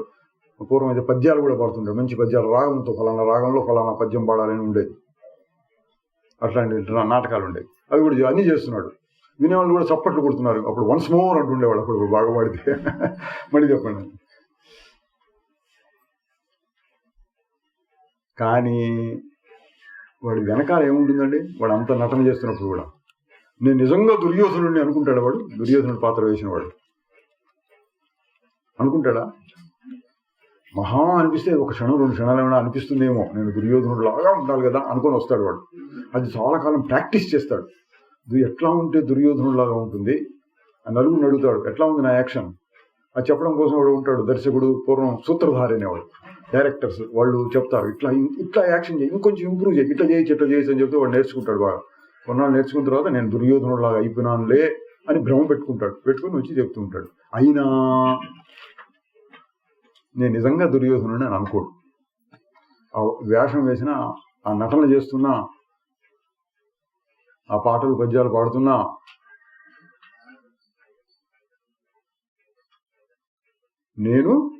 నేనే దుర్యోధనుడు కాదు అనే భావం వాడు మర్చిపోకుండా ఉంటాడు, తన యొక్క స్వభావాన్ని మర్చిపోకుండా ఉంటాడు. ఆ తెర ముందు అదే ఆ నటులు వేషం వేసి నలుగురు కనపడేటంత వరకు ఓ 10 నిమిషాలు 15 నిమిషాలు వాడి పాత్ర అయిపోగానే వెనక్కి వెళ్ళిపోతాడు, తెర వెనక్కి వెళ్తాడు, ఒక్కోసారి తెర మూసేస్తారు.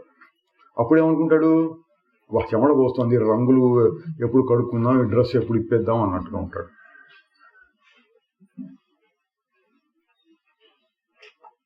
అంటే ఏంటి, వాడిలో మార్పు వచ్చిందా ఇప్పుడు రాలేదా అంటే, పైకి చూడటానికి చాలా మార్పు వచ్చినట్టు, నిజంగా దుర్యోధనుడే మన ఎదురుకుండా ఉన్నాడు రా అన్నట్లు నలుగురికి కనిపిస్తుంది.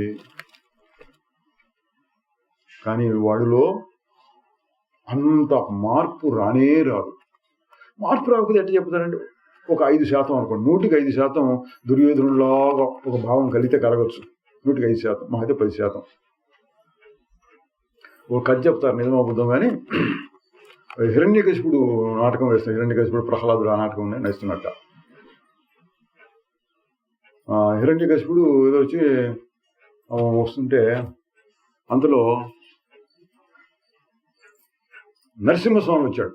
వేషం ముందుగా నరసింహస్వామి బాగా ఉగ్రంగా ఉండాలి, బాగా భయంకరంగా ఉండాలని ఆ రోజుల్లో ఎట్లా చేసేవాట, 2-3 రోజుల పాటు ఉపవాసం ఉండేవాళ్ళ.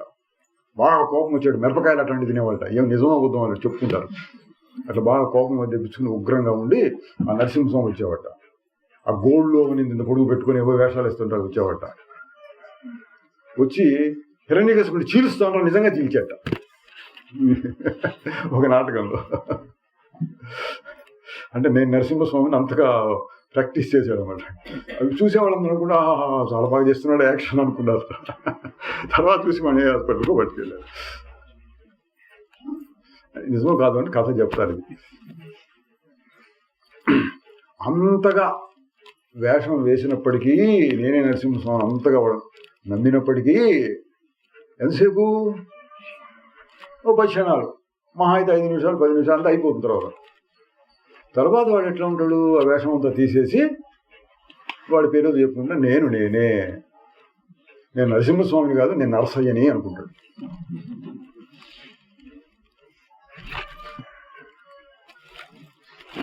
అటువంటి మార్పు వస్తుందంటే ఉందండి, మనస్సులో ఆ లక్షణం ఉంది, యాక్షన్ చేయొచ్చు. ఇప్పుడు కూడా మనం లోకంలో నలుగురు కూడా ఎట్లా ఉంటారు చూడండి, పెద్ద ఆఫీసర్ ఉన్నాడుకోండి, ఏదో జడ్జి గారు ఉన్నాడు, కోర్టులో జడ్జి గారు, లేకపోతే జిల్లా కలెక్టర్ గారు, వాళ్ళు ఆఫీసులో ఉన్నప్పుడు ఒక రకంగా ప్రవర్తిస్తారు. అన్ని జిల్లా మొత్తాన్ని చూసుకోవాలి, ఆ వచ్చిన కేసులన్నీ చూసుకుని ఉండాలి, దానికి పరిష్కారాలు రాసిన సంతకాలు పెట్టడం అన్నీ చేస్తూ ఉంటారు. ఇంటికి వచ్చినాక ఇది నా ఇల్లు, నా భార్య, నా పిల్లలు, ఆ రకంగా ఉంటాడు. బయట ఎక్కడైనా కాలక్షేపం అటు తిరుగుతున్నాడు, వీడు నా స్నేహితులతో వ్యవహరించే ఇంకో రకంగా ఉంటాడు, కుటుంబంతో వ్యవహరించే ఒక రకంగా ఉంటాడు, ఆ కోర్టులోనో ఆఫీసులోనో ఇంకో రకంగా ఉంటాడు. సెలవు పెట్టేసి 4 రోజుల పాటు అట్లా అమెరికాలో అక్కడ తిరిగి వద్దామని వెళ్ళాడు, అప్పుడు ఇంకో రకంగా ఉంటాడు. ఎట్లా వస్తున్నాయి ఈ మార్పులు? మనస్సులో ఆ లక్షణం ఉంది. ఇట్లా కావాలంటే ఇట్లా ఉంటుంది, అట్లా కావాలంటే అట్లా కావాలంటుంది. 2 రకాల వేషాలు వేస్తుంది. కాసేపు ఆఫీస్లో ఉన్నప్పుడు అట్లా ఉంటుంది, ఇంట్లో ఉన్నప్పుడు ఇట్లా ఉంటుంది. ఎందుకని? ఆ లక్షణం మనస్సులో ఉంది. అప్పడాల పిండిని ఏ రకంగానే మార్చచ్చు, బొమ్మలు అట్లా మనస్సు మారుతూ ఉంటుంది. ఆ లక్షణాన్ని ఉపయోగించుకోవచ్చు. మనం ఉపయోగించుకుని ఏం చెప్పాలి, నీ స్వరూపం ఇది కాదు అది, మరి ఇది కదా అంటే ఎన్నాళ్ళు ఇది అని వేషాలు వేసావు, నాటకంలో వేషాలు వేసావు. అసలు స్వరూపం అది. వేషాన్ని కడుక్కో ఇప్పుడు అంటే దానికి అర్థమైతే ఎట్లా ఉంటుంది? అప్పుడు అది నేను అన్నదాన్ని గట్టిగా పట్టుకుని దీన్ని లైట్గా పై పైన చేస్తూ ఉంటుంది. ఇప్పటిదాకా ఎట్లా ఉంది? శరీరం నేను అనేదాన్ని గట్టిగా పట్టుకుంటుంది. ఎప్పుడైనా ఒకసారి గుడికి వెళ్ళి దండం పెట్టి ఓ పరమాత్మ మారని స్వరూపం, సచ్చిదానంద స్వరూపుడు అని పరమాత్మని ప్రార్థిస్తూ ఉంటుంది. ఎప్పుడైనా ఒకసారి ఎక్కువగా దేహం నేను స్థాయిలో ఉంటుంది. విచారణ చేస్తూ మొదలుపెట్టాను ఎట్లా ఉంటుంది? అప్పుడప్పుడు ఆత్మలక్షణంలో చేరి నాకేం అంటటం లేదు అంటుంది. ఎక్కువగా మళ్ళీ దేహం మీదకి వస్తూ ఉంటుంది. మరి చేయవలసింది ఏంటంటే సాధకులైన వారు నేను ఆత్మను అనే లక్షణం బాగా గట్టిపడేటట్లు చేయాలి. దేహము నేను అని ఇప్పుడు గట్టిగా ఉంది, దీన్ని ఖండించాలి, తీసేయాలి, పలచబడేటట్టు చేయాలి.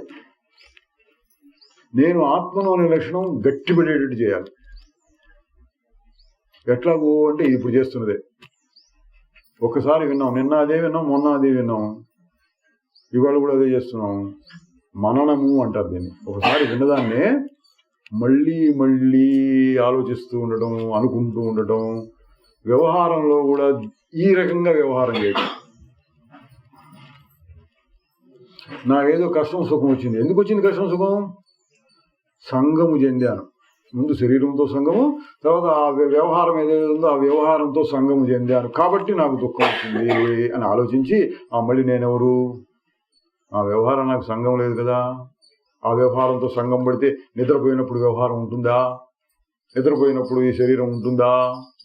ఇవే చిన్న చిన్న యుక్తులు. రమణ మహర్షి గారు మనకు చెప్తున్నారు కదా, చిన్న చిన్న యుక్తులు. నిద్రలో ఉంటుందా ఇదంతా? నాకు చాలా దుఃఖంగా ఉంది అన్నారు అనుకోండి, నిద్రలో ఉంటుందా ఈ దుఃఖం నీకు అంటారు. అంటే దాని అర్థం ఏంటి? వదిలేసుకొని వెళ్ళిపోయినావు. వదిలేసుకొని వెళ్ళిపోగలిగిన లక్షణం నీకు ఉంది, దాన్ని ఉపయోగించుకో. దాన్ని ఇప్పుడు కూడా పెట్టు. కాదండి మీరు ఎంత చెప్పినా సరే నేను ఇదే ఇదే అనకుండా నేనది అనాలి. దాన్ని గట్టిపడేట్టు చేయాలి. అది శ్రవణము, మననము, నిధిధ్యాసన అంటాడు. నిధిధ్యాసన అంటే ధ్యానం. కాసేపు గట్టిగా ఆగి చూడు. ఇటువంటి వాటిని నిధిధ్యాసన లేక ధ్యానము అంటారు.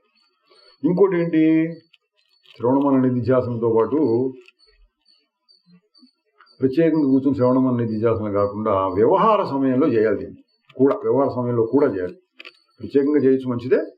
వ్యవహార సమయంలో కూడా ఇప్పుడు ఇందో చెప్పిన ఏదైనా కష్టం రాగానే, ఎవరికి కష్టం? నాకు. నేనంటే ఎవరు? ఒక్క క్షణం ఆగి చూడు, ఎక్కువ ఒక్క క్షణం ఆగి చూడు. నాకేంటి కష్టం? ఏం లేదు, నాకు అంటలేదు. ఈ విషయాన్ని గట్టిపరుచుకుంటూ ఉండాలి. అంటే నిరంతర ధ్యానం అన్నమాట అండి. ఎన్నోసార్లు చేయొచ్చు. రోజు ప్రత్యేకంగా కూర్చుని, లేదా రోజు ఈ మందిరానికి వచ్చి మధ్యాహ్నం 3 నుంచి 4 దాకా ఇది చదువుకొని పోండి అనే రకం కాదు. నిరంతరంగా చేస్తూ ఉండాలి. ఇది ఊరికి ముందు ట్రైనింగ్ కోసం లేదా పలక మీద అక్షరాలు దిద్దినట్టుగా ఆత్మజ్ఞానం నేర్చుకుంటే తర్వాత దీన్ని ఎట్లా ఉపయోగించుకోవాలి? నిరంతరం కొంతకాలం అలవాటు చేస్తే మనస్సు అదే గుర్తు చేసుకుంటుంది. మనం గుర్తు చేయక్కర్లా, తనకు తానే గుర్తు చేసుకుంటుంది. ఎట్లా గుర్తు చేసుకుంటుంది? కాస్త ఏదైనా దుఃఖం వచ్చింది అనుకోండి, మనకి ఏదైనా కష్టం వచ్చింది, కష్టం వస్తే ఏం చేస్తాం? ఏదో దెబ్బ తగిలింది నెత్తురు కాలుతుంది, ఏం చేస్తాం? అమ్మో అని అరుస్తాం. అనగానే ఎవరో వచ్చి ఇటు ఏదో చేసి దానికి కట్టుకట్టడమో, మా పైన మందు రాయటమో ఏదో చేస్తారు. మనం ఎట్లా ఉండాలి? దెబ్బ తగిలి నెత్తురుగానే ఎవరికి అనేటట్టుగా ఉండాలి. ఎవరికి నెత్తురు కాస్తుంది? ఎవరికి? సరే, దాని మీద మందేశారు. ఎవరు మందేశారు? ఇట్లా అది సాక్షి. అంటే అది నాకే దెబ్బ తగిలింది, నాకే నెత్తురు వస్తుంది, నేనే మందేసుకున్నట్లు కాకుండా శరీరానికి దెబ్బ తగిలింది, శరీరంలోంచి నెత్తురు వస్తుంది, నేనేం చేస్తున్నాను? గమనిస్తున్నా సాక్షిని. మందు వేసుకుంటున్నా, వేసుకోలేదా? వేసుకోవాలనిపించింది కాబట్టి వేసుకున్నా. వేసుకోవద్దు అనిపించింది అనుకోకసారి మానేస్తాం. అది మనస్సుకే, మనస్సు ధర్మం. మందు వేసుకోవాలనిపించింది, వేసుకుంది. మనసు వేసుకోవద్దులే, ఇప్పుడు వేసుకోకపోతే ఏమైంది, కాస్త దెబ్బకి అదే పోతుందిలే అని అనిపిస్తే వేసుకోలేదు. అట్లా కూడా ఉండొచ్చు. అది మనసే, ఇది మనసే. నువ్వెవరు? ఈ రెండింటికి వేరైనటువంటిది నువ్వు. అది కాదు, ఇది కాదు, రెండింటికి వేరైనది నువ్వు. ఆ వేరైంది ఎట్లా ఉంటుంది? ఊరిక గమనిస్తూ ఉంటుంది. దెబ్బ తగిలింది, నొప్పి పుడుతోంది, మనస్సులో శరీరంలో నొప్పి పుడుతోంది. ఎక్కడ నొప్పి? శరీరంలో నొప్పి. కాలు మీద నొప్పా లేకపోతే చేతుల్లో నొప్పి? కాలు మీద నొప్పి. కాలు మీద నొప్పి అయితే నీకేమైంది? కాలికి నీకు సంబంధం ఏంటి? ఇట్లా ప్రశ్న వేసుకోవాలి, వేరు చేసుకోవాలి. అది సాక్షి. నేను మందు వేసుకోకుండా ఉంటే సాక్షిని, అది కూడా లేదు. మళ్ళీ మందు వేసుకోవాలి అని అనిపించింది, వేసుకుంది, దానికి నేను సాక్షిని. మంది వేసుకోకపోతే కొనలే వల్ల ఏం కాదు అనిపించింది, వేసుకోలేదు. వేసుకోవాలని అనిపించలేదు, వేసుకోలేదు, దానికి నేను సాక్షిని. అట్లా ఏది జరుగుతున్నా సరే వేరు చేసి చూసుకోవడం, సాక్షిగా ఉండటం. అదే ఇక్కడ చెప్తా, సాక్షి అన్నా అసంగం అన్న రెండు ఒకటే. సాక్షి అంటే వేరుగా ఉండి చూడటం, అసంగం అన్న అంటే ఏది అంటించుకోకుండా ఉండటం. ఇక్కడ అసంగం గురించి చెప్తున్నారు. నతే సంగోస్తి కేనాపి, నీకు దేనితోనూ సంబంధం లేదు. చూడండి, జ్ఞానశాస్త్రం అంతకు ముందు ఉండే శాస్త్రాలు, ధర్మశాస్త్రం, నీతి శాస్త్రం, యోగ శాస్త్రం, అటువంటి వాటికి తేడా చూడండి. సంఘం నీకు చాలా వాటితో ఉంది, తగ్గించుకో, అదొక బోధ. ఇక్కడ బోధ ఏంటి? నీకు దేనితోనూ సంఘము లేదు. కిం శుద్ధ త్యక్తుమిచ్చసి, ఓ శుద్ధ స్వరూపుడువా, నీవు దేనిని తీసేయాలనుకుంటున్నావు? దేని తీసేసుకుంటావు? ఇది తీసేసుకుని ఈ వాతావరణం తీస్తే ఇంకో వాతావరణం, ఈ వాతావరణం నాకు నచ్చలేదు, ఎక్కడ పోతే బస్ స్టాండ్ దగ్గర పోయి నిలబడ్డావు, ఆ వాతావరణం వస్తుంది. అది నచ్చలేదు, కాలువ దగ్గరికి వెళ్ళి నిలబడ్డా, చెరువు దగ్గరకో కాలువ దగ్గరికి వెళ్ళారనుకోండి, ఆ వాతావరణం వస్తుంది. ఏదో ఒకటి ఉంటుంది నీకు ఎప్పుడు. అన్నిటినీ తీసివేసేటటువంటి పద్ధతి ఏంటంటే, నాకు దేనితోనూ సంగము లేదు అనేటువంటి జ్ఞానం. ఇది జ్ఞానం. నతే సంగోస్తి కేనాపి కిం శుద్ధ త్యక్తుమిచ్చసి. చాలా అతీతమైన బోధన. జనక మహారాజు మంచి స్థితిలోకి వచ్చాడు కాబట్టి ఆయనకు తగినట్టుగా చెప్తున్నారు అష్టావక్రుడు వారు. నువ్వు దేన్ని తీసేసుకోవాలి? నువ్వు మహారాజుగా ఉన్నావు. ఇప్పుడు నాకు రాజ్యం వద్దని వెళ్ళిపోతానంటావా? ఎందుకు? అసలు నీకు రాజ్యం ఉన్నదా? అది చెప్పు నాకు. నువ్వు శుద్ధమైన స్వరూపం అయితే నేను సింహాసనం మీద కూర్చున్నాను అన్ని అనుకుంటున్నావు. నువ్వు శుద్ధ స్వరూపం, రాజ్యం ఉందా, సింహాసనం ఉందా, ఏంటి నీకు? తెలుసుకో.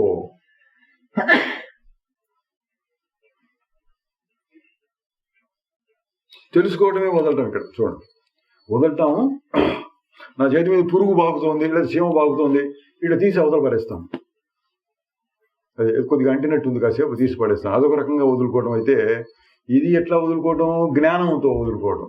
అసలు నాకేం లేదుగా, ఏం వదులుకుంటాను? నేను చెప్పా, బూచి అనేది అక్కడ ఉంది, దాన్ని వదిలించుకో. ఎట్లా? ఏంటి బూచి అంటే? ఎక్కడుంది? నాకు చూపించు అంటే లేదు, పోయింది. ఇట్లాంటివి ఉంటాయి కొన్ని. ఊరికే భ్రమపట్టం అనమాట, లేకుండానే భ్రమపట్టం.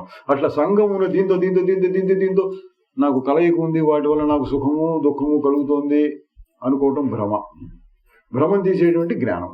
జ్ఞానం ఏం చేస్తుంది? నీకు ఏనాడు దేనితోనూ సంబంధం లేదు. మరి ఇంక దేన్ని వదులుకోవాలి నువ్వు? ఈ ఒక్కదాన్ని వదులుకోవాలి. దేన్ని? నాకు దేనితోనూ సంఘం ఉన్నది అనే భావాన్ని వదులుకోవాలి. బాగా గుర్తుపెట్టుకోవాలి. నేను ఈ గోడతో సంఘాన్ని వదులుకున్నాను, గోడ పగిలిపోయినా నాకేం పర్వాలేదు, వెళ్ళిపోతున్నాను నేను ఇవాళ, నాకు దీంతో సంఘము లేదు. ఇట్లా వదులుకోవటం కాదు.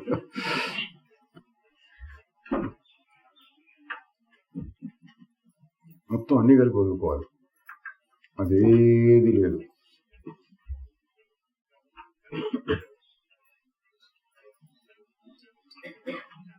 ఎట్లా వస్తుంది అది?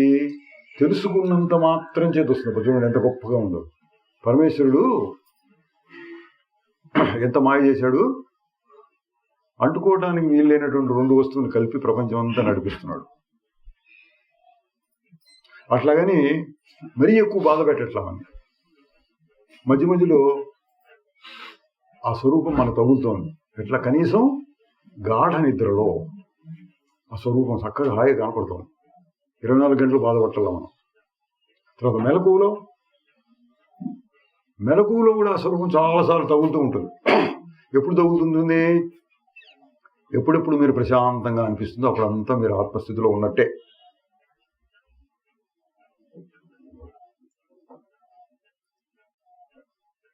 హాయిగా లేచారనుకోండి, నిద్ర మెలకు వచ్చినా కూడా అప్పుడే లేవటం ఎందుకని పడుకున్నాను, ఇంకా పడుకున్నారు, పెద్ద పనులు ఏం లేవు, అట్లా అట్లా మగతగా ఉంటుంది. మగత అంటారు, మత్తుగా అట్లా అట్లా పడుకుని ఉన్నారు. అప్పుడు ఉండే స్థితి ఏంటి? ఆత్మస్థితే. మనసు పెద్దగా పనిచేయదు. ఎవరిని పిలిస్తే అంటుంటారు కానీ మళ్ళీ పడుకుంటుంటారు. పిల్లల్లో బాగా కనపడుతుంది అది. అప్పుడు ఉండే స్థితి ఏంటి? నిద్ర లాంటిది ఆత్మస్థితే. అది వస్తుంది. తర్వాత వేరే ఏం పని లేదు, ఊరికి వాకింగ్ చేస్తున్నారు, అటు ఇటు వాకింగ్ చేస్తున్నారు, పనేం లేదు వాకింగ్. అప్పుడు ఉండే స్థితి ఏంటి? ఏవో ఆలోచించుకుంటూ ఉంటారు. ఏవో ఆలోచించి సుఖ దుఃఖాలు పడటం కాకుండా ఊరికే మామూలుగా ఆలోచిస్తున్నారు. మామూలు ఆలోచనలు వస్తున్నాయి. ఓహో చెట్టు పూత పూస్తుందే, వేప చెట్టు అనిపించింది, అంతే. మళ్ళీ అటు ఇటు తిరుగుతున్నారు. వేప కాయలు 4 రోజులు, మరి ఉగాది నాటికి పూలు ఉంటాయా ఉండవా అని ఆలోచన వచ్చింది. ఉండవేమో పూలు, లేకపోతే మరి ఉగాది పచ్చడి ఎట్లా చేసుకోవాలి అని ఇంకో ఆలోచన వచ్చింది. అప్పుడు బాధండి, చాలా కష్టం అండి, చాలా కష్టం, ఇప్పుడే కోసి ఫ్రిడ్జ్లో పెట్టుకుందామా అనిపించింది. ఇట్లా కొంచెం కొంచెం ఎక్కువ దూరం పోయిన కొద్దీ మనసు ఎక్కువగా తగులుకుంటుంది అన్నమాట, సంఘం కలుగుతుంది ప్రపంచంతో. ఎంత ఆలోచించి పోనిద్దు ఉగాది పచ్చడి లేకపోతే ఏమైంది అని కూడా అనిపించింది. అనిపించడానికి మానేశారు, ఆలోచించడం మానేశారు. అప్పుడు ఉండే స్థితి ఏంటి? మళ్ళీ ప్రశాంతం, మీ స్థితి సహజ స్థితికి వచ్చారు.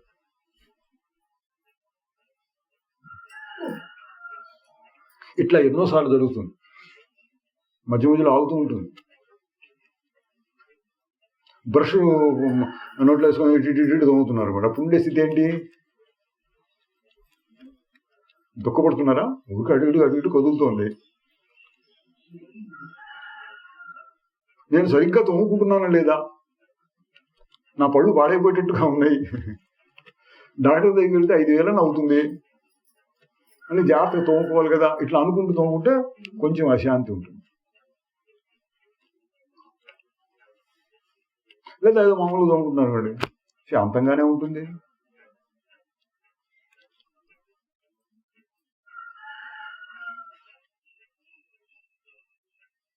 ఇట్లా మనం చేసి ఎన్నో స్నానం చేస్తున్నాం, తర్వాత బట్టలు వేసుకుంటున్నాం, వంట చేసుకుంటున్నాం, తింటున్నాం, బజార్లో ఏమైనా పని ఉంటే బయట తెచ్చి చేస్తున్నాం, ఆఫీసులు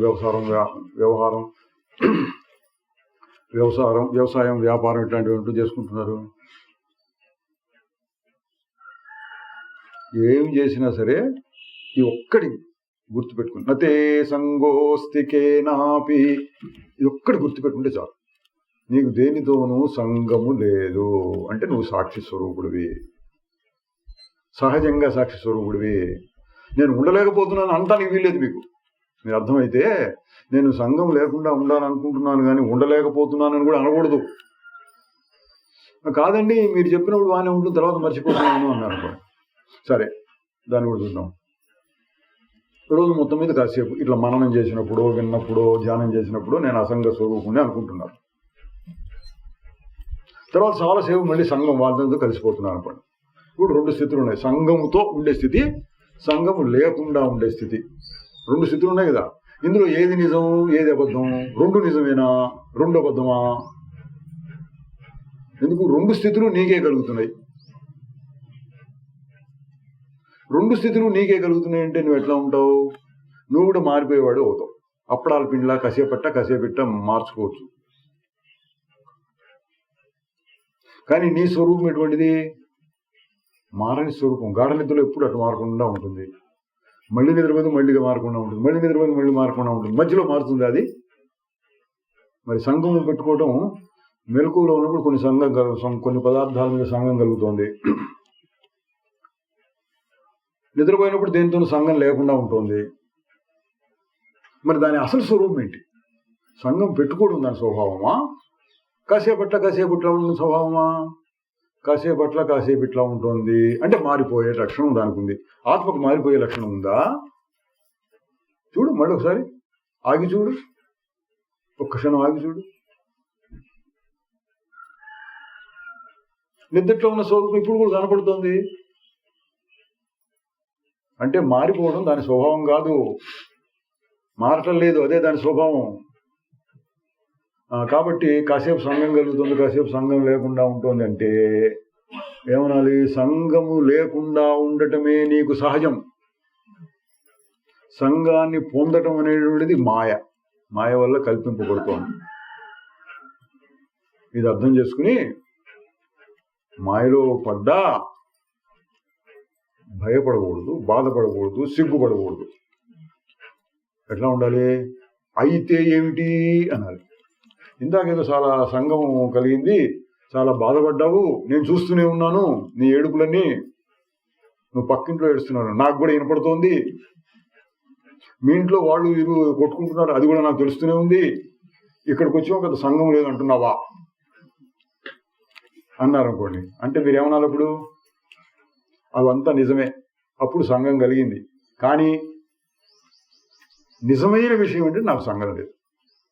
అప్పుడు కలిగింది కదా, అప్పుడు కలిగినా సరే నాకు సంఘం లేదు,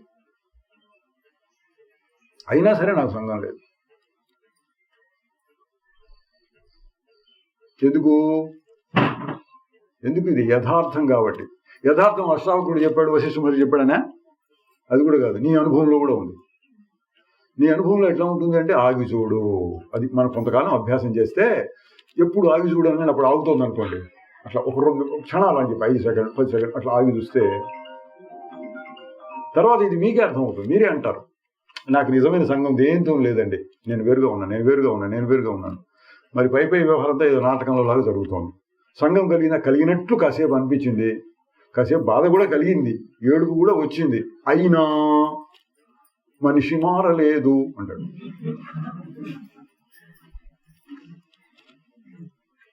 ఏ మనిషి ఇక్కడ? ఆ సందర్భమే ఈ సందర్భం. ఆత్మ మారలేదు.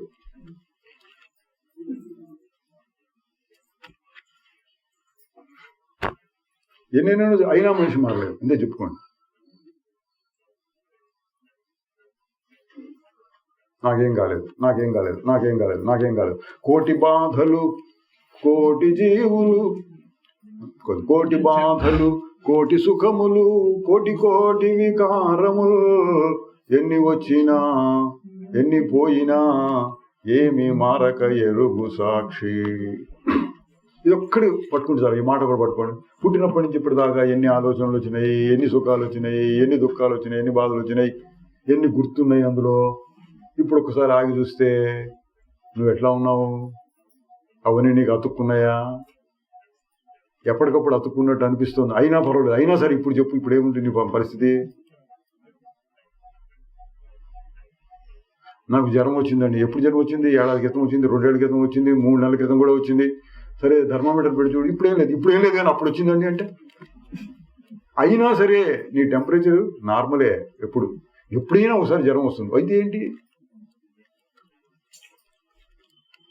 నీకు సహజంగా ఆరోగ్యవంతుడివి, ఎప్పుడైనా ఒకసారి జ్వరం వచ్చింది అనుకోండి. ఇప్పుడు జ్వరం చూసుకో ఎప్పటికప్పుడు, లేదుగా. నీ సహజ స్వభావం ఏంటి? రోజు జ్వరం వస్తూ ఉండటమా నీ సహజ స్వభావం? లేదా ఇన్ని డిగ్రీలో ఉండాలి టెంపరేచర్ అంటే ఎప్పుడు అట్లా ఉండడం, అదే నీ సహజ స్వభావం. మధ్యలో ఎప్పుడు వస్తే దాన్ని లెక్క పెట్టక్కర్లా, అట్లా పుట్టినప్పటి నుంచి చెప్పేదాకా ఎన్నిసార్లు వచ్చి ఉంటుంది. అయినా సరే ఈ రోజు చూసుకుని నాకు జ్వరం లేదు. అట్లా ఎన్నోసార్లు దుఃఖాలు వచ్చినాయి, ఈ రోజు ఇప్పుడు చూసుకుని నాకు ఏది అంటలేదు. కోటి బాధలు, కోటి సుఖములు, కోటి వికారములు, ఎన్ని వచ్చినా ఎన్ని పోయినా ఏమి మారక ఎరుగు సాక్షి. ఏమి మారలేదండి. ఇది ఇందులో 2. ఒకటి ఏంటంటే ఆగి చూడు, ఎప్పటికప్పుడు ఆగిపోతుంది, కనపడకుండా పోతుంది, బాగుంది, మంచిదే, నాకు అసలు ఏం అంటలేదు అని అంటింది అని కూడా అనిపించదు, మంచిదే. అది లక్షణం. అది శ్రీకృష్ణుడికి ఉందన్నాడు. శ్రీకృష్ణుడిని ఒకటి చూపించారు మనకి పురాణాల్లోనే. మరి అటువంటి వాళ్ళు ఎక్కువ లేరు. ఏంటి ఏం జరిగినా సరేట అంటకుండా ఆ క్షణంలో కూడా వంశమంతయు ధ్వంసమగుటను. ఒక్కళ్ళు ఎవరైనా పోతే మన దూర బంధువులైనా, అవి అమెరికాలో ఉన్నవాళ్ళైనా పోతే కొంచెం బాధపడతాం, దగ్గరలో ఉన్న వాళ్ళు ఇంకా బాధపడతాం. వారం రోజులు, 10 రోజులు, 4 రోజులు అట్లా కొంచెం పడుతూ ఉంటాం కదా. శ్రీకృష్ణ పరమాత్మ ఎలా ఉన్నాడు? వంశమంతయు ధ్వంసమగుటను కనుల ఎదుటనే కాంచుచుండియు నిర్వికారుడై నిలిచి ఉండిన కృష్ణం వందే జగద్గురు. జగద్గురు అంటే అది ఆయన చూపించాడు అన్నమాట. స్థితప్రజ్ఞ లక్షణాలు చెప్పాడు భగవద్గీతలో, గుణాతీతం లక్షణాలు చెప్పాడు. ఆ లక్షణాలు తగినట్టుగా ఆయన జీవితం అంతా నడిచింది. ఈ పని చేశాడు, ఆ పని చేశాడు, యుద్ధం చేశాడు, ఏదో డాన్సులు చేశాడు, పాటలు పాడాడు, ఇవి కాదు. ఏం చేసినా సరే అట్లా నారీ జన్మముతో నటన మాడిన కథన రంగమున కత్తి దూసిన సమతాభావము సడలక ఉండిన కృష్ణం వందే జగద్గురుం కృష్ణం వందే జగద్గురుం కృష్ణం వందే జగద్గురుం అట్లా ఉన్నాడు ఆయన. నాకు సంఘము లేదు.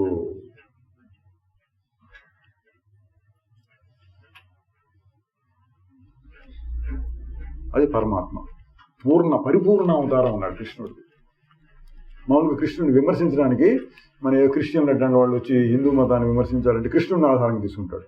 ఈయనేంటండి ఇట్లా చేశాడు ఇంతమంది భార్యలు ఆయనకి, మేమేదో 4 భార్యలు పెట్టుకోమంటే ఈయనేమో 16 పెట్టుకుంటున్నాడు, ఏమి హిందూ మతం అంటే ఇట్లా విమర్శించే వాళ్ళకు కూడా కృష్ణుడే బాగా ఆదర్శం. స్థితప్రజ్ఞ లక్షణాలు అంటే ఏంటి చూడాలంటే కృష్ణుడే ఆదర్శం. అట్లా ఉంటే మంచిదేనండి, అట్లా ఉండలేకపోతున్నా మంచిదేనండి, అంత అక్కర్లా మనకి. అక్కర్లా అప్పుడప్పుడు కొంచెం వేషం వేస్తే అసలు ఏ నాటకం వేయను అనుకున్నా, అప్పుడప్పుడు నాటకం వేసాడు, పాత్రలు డైలాగ్స్ చెప్పు అయినా పర్లేదు. ఎట్లా ఉండాలి? ఆ క్షణంలో అటువంటి అనుభూతి మనకి అనిపించకపోయినా, అనిపిస్తే మంచిదే. క్రమక్రమంగా సాధనతో అటువంటి స్థితి రావాలి. శ్రీకృష్ణుడు లాంటి స్థితి ఆదర్శంగా పెట్టుకుని అటువంటి స్థితి మనం వచ్చేటట్టు చేసుకోవాలి. ఏం జరుగుతున్నా సరే సంఘం లేకుండా ఉండటం.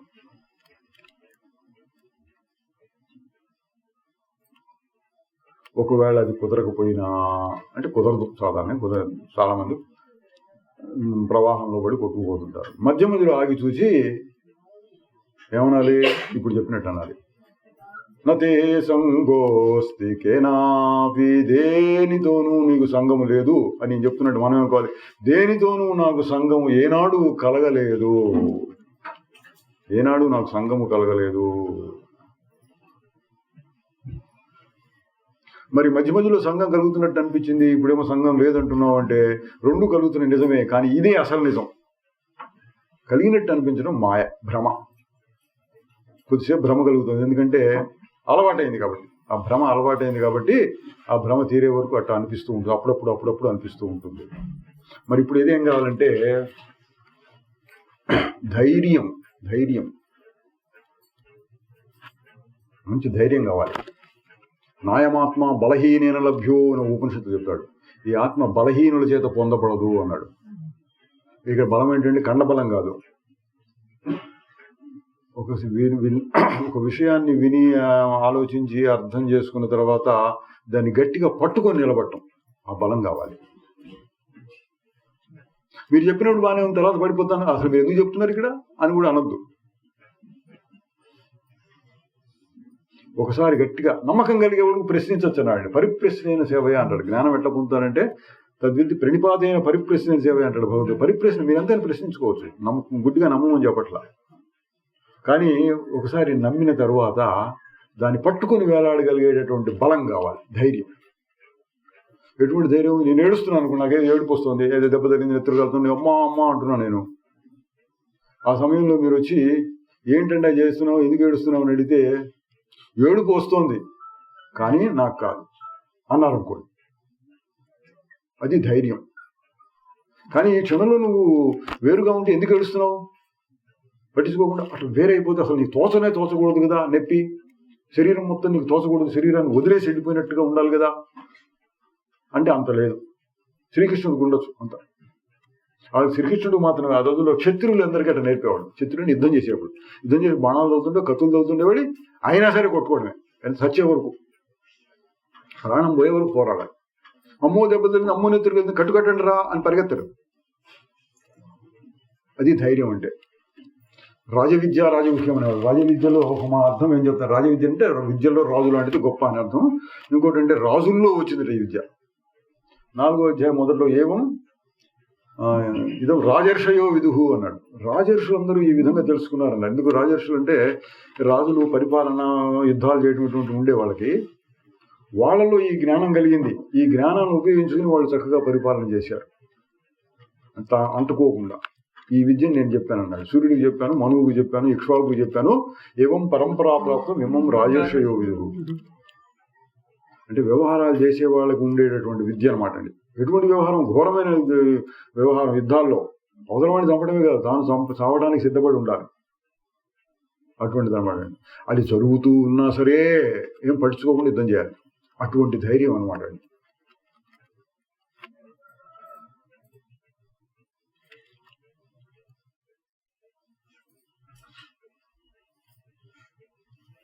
శౌర్యం తేజో ధృతిర్ దాక్ష్యం యుద్ధే చాప్య పలాయనం. శత్రువుల యొక్క గొప్పతనాన్ని చెప్తూ, అంటే వాళ్ళ యొక్క స్వభావాన్ని చెప్తూ యుద్ధంలో వెనక్కి తిరిగిపోకుండా శౌర్యం తేజో ధృతిర్ ధైర్యం, ఆ ధృతి ధైర్యం పట్టుదల, అది శత్రువుల యొక్క స్వభావం. అది అనమాట అండి ఇక్కడ కావాల్సింది. మనకి ఆ ధైర్యం కావాలి. యుద్ధం చేయగల మనం యుద్ధంలో పరిగెత్తకుండా పోవడం అవన్నీ పెట్టుకోమాకండి. ఇప్పుడు ఈ సందర్భం ఏదో చెప్తే మనం పట్టుకోవాల్సిన మాట ఏంటి? ధైర్యం అనే మాటను పట్టుకోవాలి. దెబ్బ తగులుతున్నా సరే ఏం కాలేదు మళ్ళీ యుద్ధం చేస్తుంటారు చూడండి. అట్లా నాకు దెబ్బ తగిలింది, నొప్పి పుడుతోంది, నాకు ఎవడో అన్నాడు, అవమానం చేశాడు, మనసంతా కలత చెందింది, బాధపడుతున్నాను, ఇటువంటి సందర్భాలు వస్తాయి.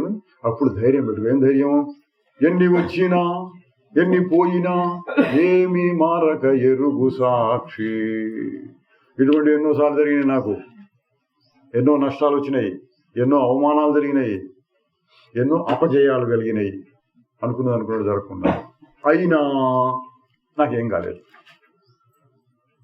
ఇది ఈయన చెప్పాడని నమ్మక్కర్లా. మీ అనుభవంలో చూసుకోకుండా పుట్టినప్పటి నుంచి ఇప్పటిదాకా ఎన్నిసార్లు జయాలు, ఎన్నిసార్లు అపజయాలు, ఎన్నిసార్లు మానవులు, ఎన్నిసార్లు అవమానములు, ఎన్నిసార్లు లాభాలు, ఎన్నిసార్లు నష్టాలు కలిగినాయి అంటే అసలు గుర్తు కూడా ఉండదు. చాలా వరకు మర్చిపోయి ఉంటాం మనం. అది కూడా స్వభావం అన్నమాట అండి. ఆత్మ యొక్క స్వభావం ఎట్లా ఉంటుంది? అన్ని మరిపిస్తూ ఉండడమే ఆత్మ యొక్క స్వభావం. చాలా వరకు మర్చిపోయి ఉంటాం. కొన్ని ఏమైనా గుర్తున్నాయి అనుకోండి, వాటికి కూడా ఏమన్నా అయినా నాకేం కాలేదు. ఇది చాలు మనకి గట్టి చేసుకోవడానికి. ఈ ధైర్యాన్ని ఉపయోగించుకున్నా చాలు. మనం ధైర్యాన్ని ఉపయోగించుకుని అదొక సాధన, గొప్ప సాధన. ప్రత్యేకంగా మీరు ధ్యానం చేయక్కర్లే. ఇంకా ఈ ధైర్యం పెట్టుకోండి. వ్యవహారంలో అన్ని వస్తూ ఉంటాయి. వచ్చినప్పుడల్లా ఎన్ని వచ్చినా ఎన్ని పోయినా ఏమి మారుగా ఎరుగు సాక్షి. నాకు ఇది అంటలేదు. నతే సంగోస్తికేనాపి. ఇది గుర్తుపెట్టుకోండి. నీకు సంఘం లేదు, దేనితోనూ సంఘం లేదు. కిం శుద్ధ చెక్తుమిచ్చసి. ఓ శుద్ధ స్వరూపుడా, నువ్వు దేనిని వదలాలి అనుకుంటున్నావు? సంఘాత విలయం కుర్వా ఏవమే విలయం రజా. అంటే సంఘం లేదని తెలిసినా దేన్ని వదలాలి మీరు? ఫలానా దాని మీద నా సంఘం ఉంది, దాన్ని వదులుతాను అంటే మరి కింది స్థాయి మాట అది. అన్నిటినీ ఒక దెబ్బలో వదిలేయాలి నాకు సంఘం లేదు అని తెలిస్తే. శ్రీకృష్ణ పరమాత్మకి ఎవరితో సంఘం ఉందండి? గోపికలతో సంఘం ఉందా? చూపిస్తుంటారు వీడు కథలు రాసి, రకరకాల కవులు, నాటకాలు వేసేవాళ్ళు, వీళ్ళందరూ కలిసి రాధ అంటే కృష్ణుడికి చాలా మోహం ఉండేది, ఇట్లాంటివన్నీ చెప్తుంటారు. అవన్నీ అబద్ధాలు. కృష్ణుడు అంటే ఏంటి? సంఘం, నిస్సంగం. అసంగానికి ఆయన 100కి 100 రూపాయలు అసంగాన్ని ఆచరించి చూపించిన వాడు.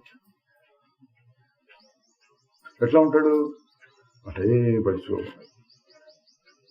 వంశమంతయు ధ్వంసం ఒకటను కనులేదునే కాంచుండు. అది అసంగం అంటే అది. కృష్ణుడికి వాడి మీద ఉంది, వీడి మీద అందరిని ప్రేమిస్తున్న సంఘం. వంశం ధ్వంసం అవుతున్నప్పుడు ఎట్లా ఉన్నాడు మరి? అది చూస్తే తెలుస్తుంది. గురువుగారు కొడుకున్నట్ట. ఆ గురువుగారు పిల్లలు పుడితే ఆ కొడుకుని రాక్షసు ఎత్తుకుపోయాడు. వాడు మింగేశాడు, వాడు చచ్చిపోయాడు. వాడు కడుపులోకి పోయి శంఖం ఏదో అయిందిట. ఆ శంఖం ఏదో తట్టాలి చచ్చిపోయాడు. అడిగి సముద్రంలో ఉన్నాడు. నా కొడుకుని తెచ్చిన్నాడు గురుదక్షిణ అడిగట్టాడు. సరే నీళ్ళలోకి వెళ్ళాడు, చూశాడు, అది పట్టుకొచ్చాడు, ఏదో తీసుకొచ్చాడు, రాక్షసుని చంపాడు. రాక్షసుడు కలుపులో శంఖం దొరికింది, చచ్చిపోయి ఉన్నాడు. ఏం చేయాలి అప్పుడు? సరాసరి యముడి దగ్గరికి వెళ్ళట. యముడు కూడా ఈయన్ని గౌరవించి తీసుకుని, అయ్యా నా దగ్గర లేడు, వాడు వైకుంఠంలో ఉన్నాడు, చాలా పుణ్యాలు వైకుంఠంలో ఉన్నాడు. అప్పుడు మళ్ళీ వైకుంఠానికి వెళ్ళాట. వెళ్ళి వాడిని మళ్ళీ బతికించి తీసుకొచ్చాడు. ఇంత చెప్తూ ఉంటారు. చూస్తుంటే ఎంత సంఘం గలవాడు అన్నట్టుగా ఉంటాడు. తన కొడుకు పోయినాడు, ఎవరు? ప్రద్యుమ్నుడు. వాడిని రాక్షసులు ఎత్తుకెళ్ళాడు. రుక్మిణీదేవి ఏడుస్తోంది. ఏమో అంటాడు, ఏమో నాకు తెలియదు. చేయగలిగితే చేయగలడు. బ్రహ్మ లోకంలోకి వెళ్ళినవాడు, వైకుంఠానికి వెళ్ళినవాడు 7 రాక్షసులు ఎత్తుకుని చేయలేడా? అలా జరగాల్సి ఉందో జరిగింది, పట్టించుకోలే. అది అసంగం అంటే. అది యాక్షన్ చేసేవాడు, సందర్భానికి తగినట్టుగా వ్యవహారం చేయడమే. సరే, వంశం అంతా పోయినప్పుడు స్పష్టంగా తెలుస్తుంది. ఆయనకి ఏమీ అంటలేదు. నిర్వికారంగా నిరాకారంగా ఉన్నాడు. తన చేతులతో తాను నిర్మించినటువంటి ఆ ద్వారకా నగరం నీళ్లలో మునిగిపోతుంటాడు, చూస్తూ ఉన్నాడు. కృష్ణ నిర్యాణం జరగగానే అది పోతుంది.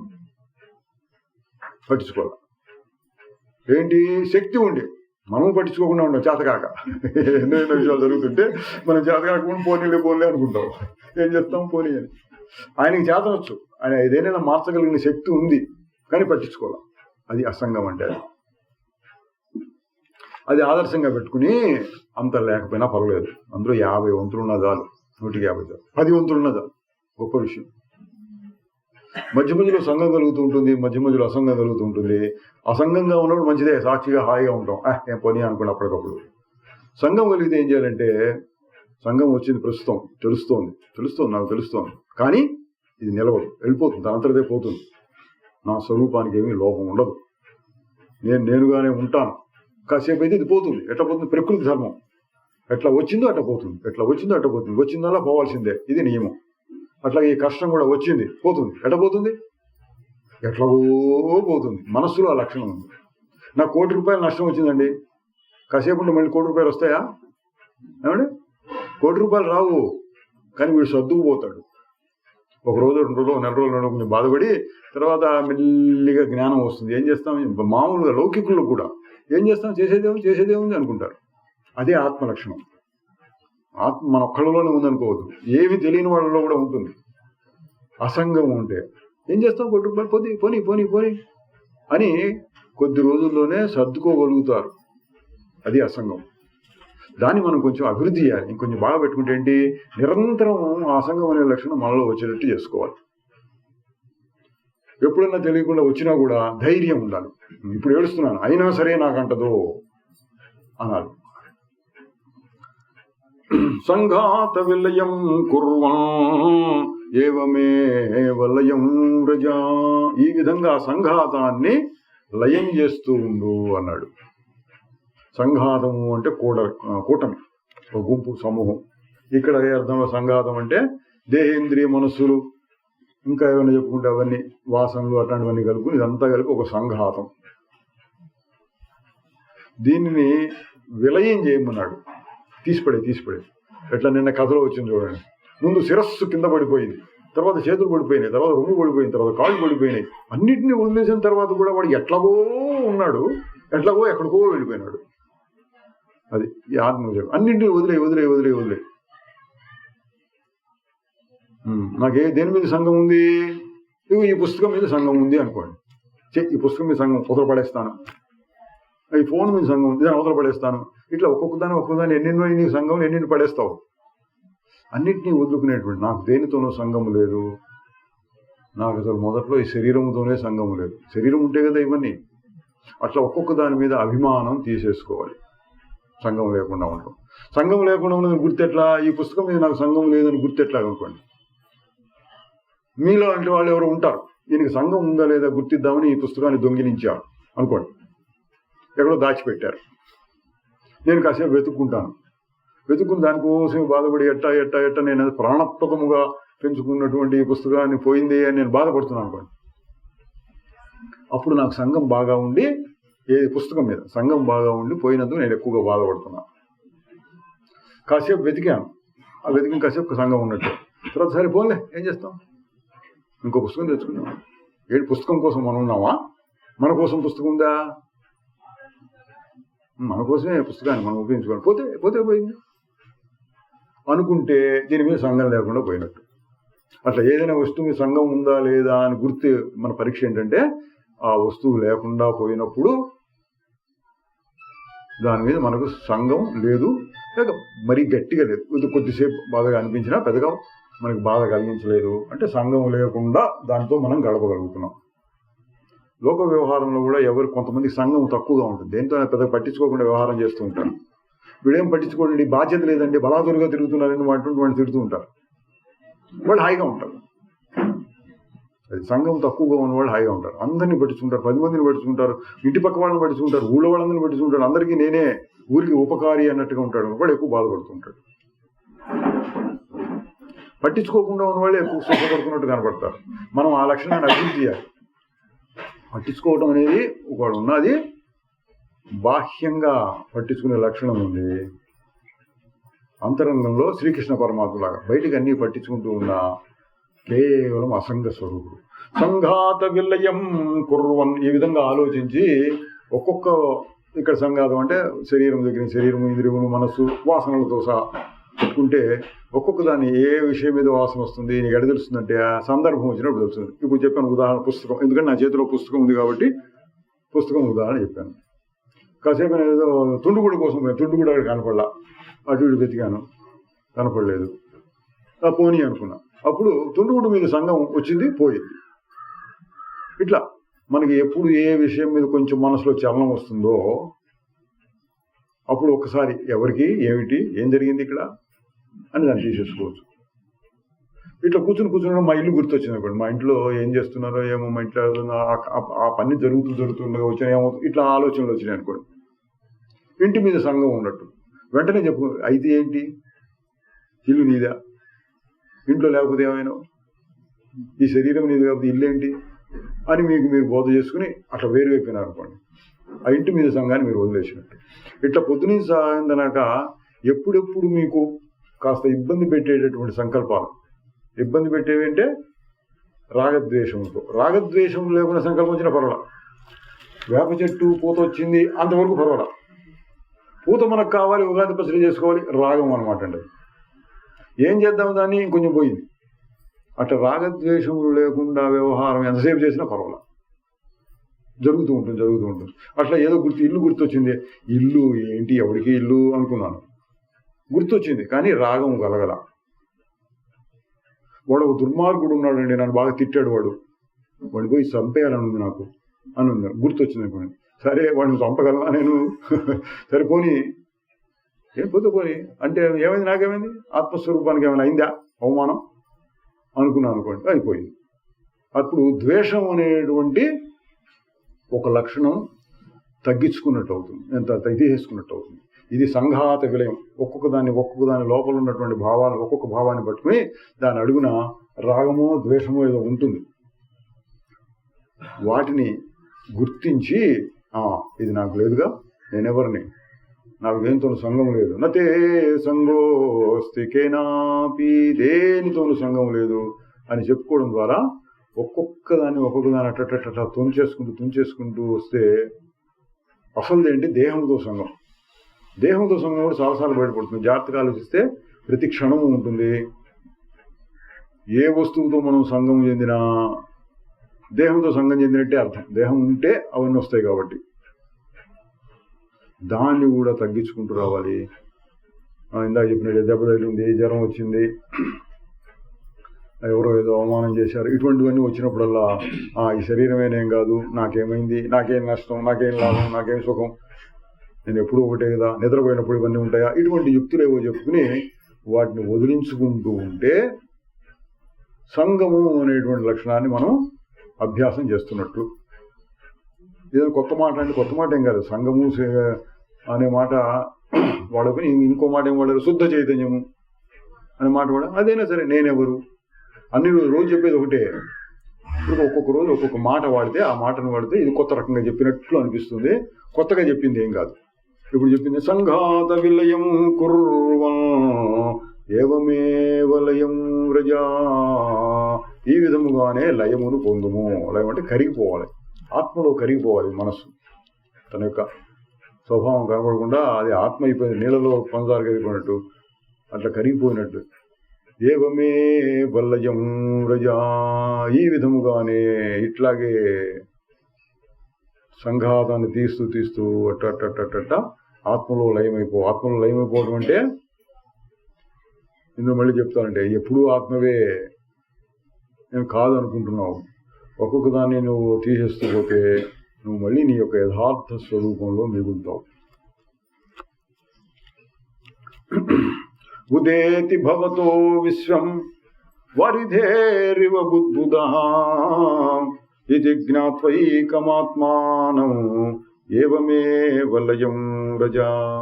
ఈ విధముగానే లయం పొందు అంటే మనసు కరిగిపోయేటట్టు చేయి, కరిగిపోయి ఆత్మలో కలిసేటట్టు చేయి అంటే ఇంకొక శ్లోకం. అన్నీ ఒకటే అర్థం ఉంటాయి కాబట్టి దీన్ని ఎక్కువగా చెప్పక్కర్లా, అటు పై చూస్తే చాలు మళ్ళీ అదే అర్థం వస్తుంది. ఉదేతి భవతో విశ్వం, ఈ విశ్వం అంతా నీలోంచి పుట్టుకొస్తుంది అన్నాడు.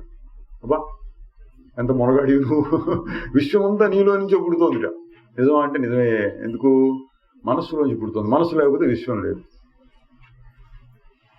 దానికి రుజువు ఏంటంటే కళ వచ్చినప్పుడు మనస్సు ఉంటుంది, మనస్సులో చలనాలు వస్తే ఈ ప్రపంచం అంతా కనపడుతుంది. మనస్సు అణిగిపోయింది, నిద్రలోకి వెళ్ళిపోయింది, ప్రపంచం లేదు. ఇప్పుడు కూడా అంతే కాదండి. ఈ ప్రపంచం ఏ ప్రపంచం? ఇప్పుడు కనపడేదే మనకు ప్రపంచం కాదండి. ప్రపంచంలో ఏదో 6 ఖండాలు 5 ఖండాలు ఉన్నాయి. ఒక్కొక్క ఖండంలో ఎంతమంది, మొత్తం 130 దేశాలు ఉన్నాయి. ఆ దేశంలో సముద్రం ఉంటుంది, ఈ దేశంలో వేడి ఎక్కువగా ఉంటుంది, ఈ దేశంలో వర్షాలు ఎక్కువ పడుతుంది, ఈ దేశంలో అసలు ఏముండదు, అంతా మంచిగా ఏదో జాగ్రఫీ చదువుకున్నావు. అది ఆ ప్రపంచం అంతా ఇంత నీకు ఇప్పుడు చదువుకుంటుంటేనే వింటుంటేనే టీవీలో చూస్తూనే ఉంటుంది. అసలు నీకున్న ప్రపంచం ఏంటి? ప్రస్తుతం నీ ఎదురుకుండా ఏది కనపడుతుందో, ఏది వినపడుతుందో, దేని గురించి ఆలోచిస్తున్నావు, అదే నీ ప్రపంచం.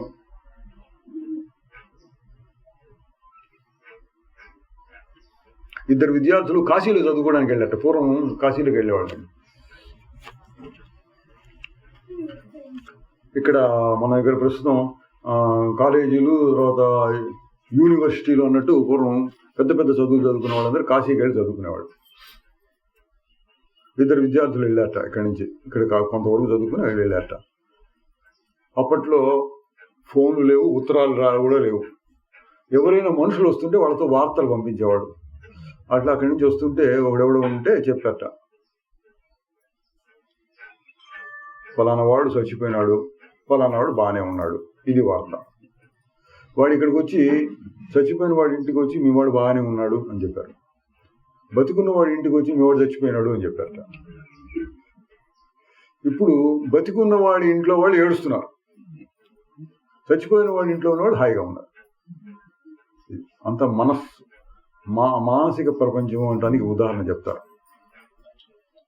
నీ మనసులోదే ఉన్నది అనుకున్నాడు, బాగానే ఉన్నాడు అనుకుంటున్నావు, హాయిగా ఉన్నావు.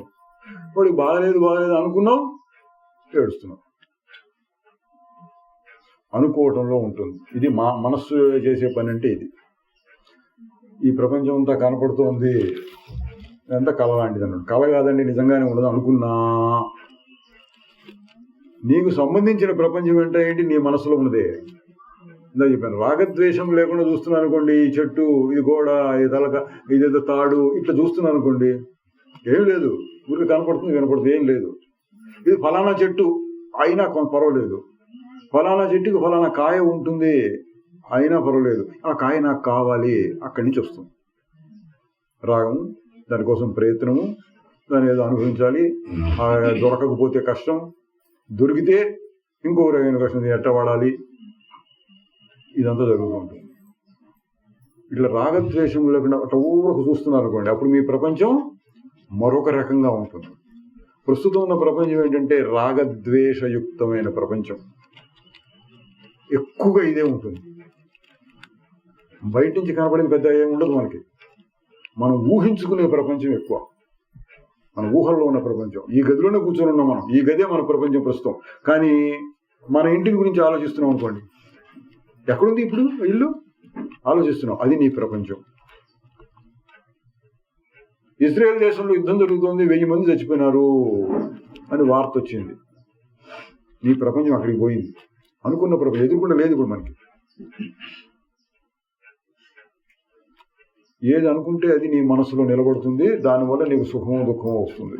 అందుకని చెప్తున్నా, నీ ప్రపంచం అంటే ఏం లేదు, నీ మనస్సే. ఈ ప్రపంచం అంతా నీ మనసులో నుంచే పుడుతోంది. ఆ మనస్సు ఎక్కడి నుంచి పుడుతోంది? మనస్సు ఆగిపోయినప్పుడు ఏమి ఉంటుందో అందులో నుంచి వస్తుంది మనస్సు. ఏంటంటే నువ్వే. నువ్వు నిశ్చలంగా ఉన్నావు గాఢ నిద్రలో, అది నువ్వు. నీలోంచి వచ్చి చిన్న చలనం వచ్చింది, అది మనస్సు. అందులో నుంచి ప్రపంచం అంతా కనపడుతోంది. మనసులోంచి ప్రపంచం వస్తుంది, ఆ మనస్సు ఏమో ఆత్మ నుంచి వస్తుంది. కాబట్టి ఈ ప్రపంచం అంతా నీలో నుంచే వస్తుంది. వారిదే రివబుద్బుధ, సముద్రంలో నుంచి బుడగలు పుట్టినట్టుగా ఈ ప్రపంచం అట్టట్టు పుట్టుకుంటూ వస్తుంది. ఇది జ్ఞాత్వైకమాత్మానం ఏవమేవ లయం వ్రజ. ఈ విధంగా ఆత్మను తెలుసుకుని లయమును పొందుము. ప్రత్యక్షమప్యవస్తుత్వాత్ విశ్వం నాస్త్యమలే త్వయి రజ్జు సర్పైవ వ్యక్తం ఏవమేవ లయం వ్రజ. ప్రత్యక్షంగా కనపడుతుంది కదా, అయినప్పటికీ దీనికి వస్తువు లేదు అన్నాడు. ఎందుకు వస్తువు లేదు? ఎంత తయారు చేసి, గోడను ఎంత చేసిన, ఇటుకలు సున్నం సిమెంట్తో చేశారు, అది వస్తువు తయారైంది అని చెప్పచ్చు.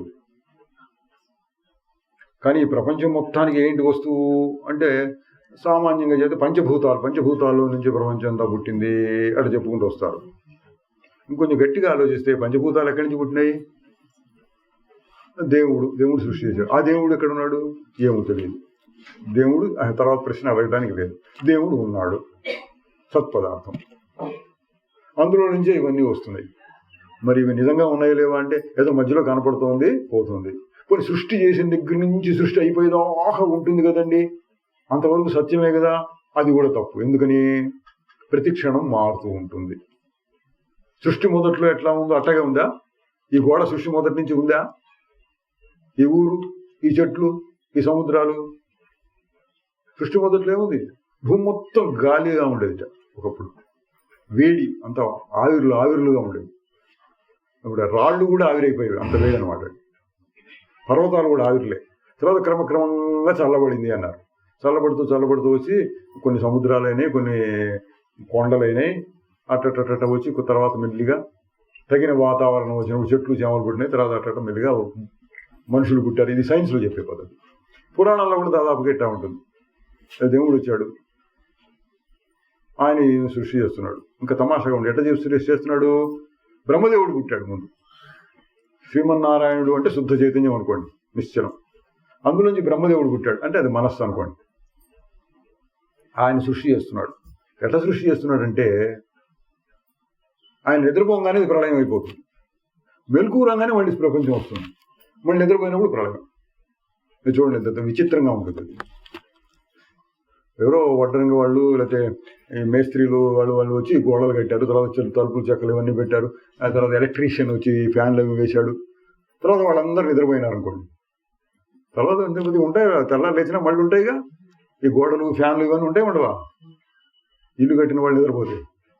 మరి బ్రహ్మదేవుడు నిద్రపోతే ఆయన నిద్రపోతే ఇవన్నీ ఎందుకు పోతాయి? కానీ అది చెప్పలా. అంటే జ్ఞానం కథల రూపంలో పురాణాల్లో కూడా జ్ఞానాన్ని చెప్పేవాళ్ళు.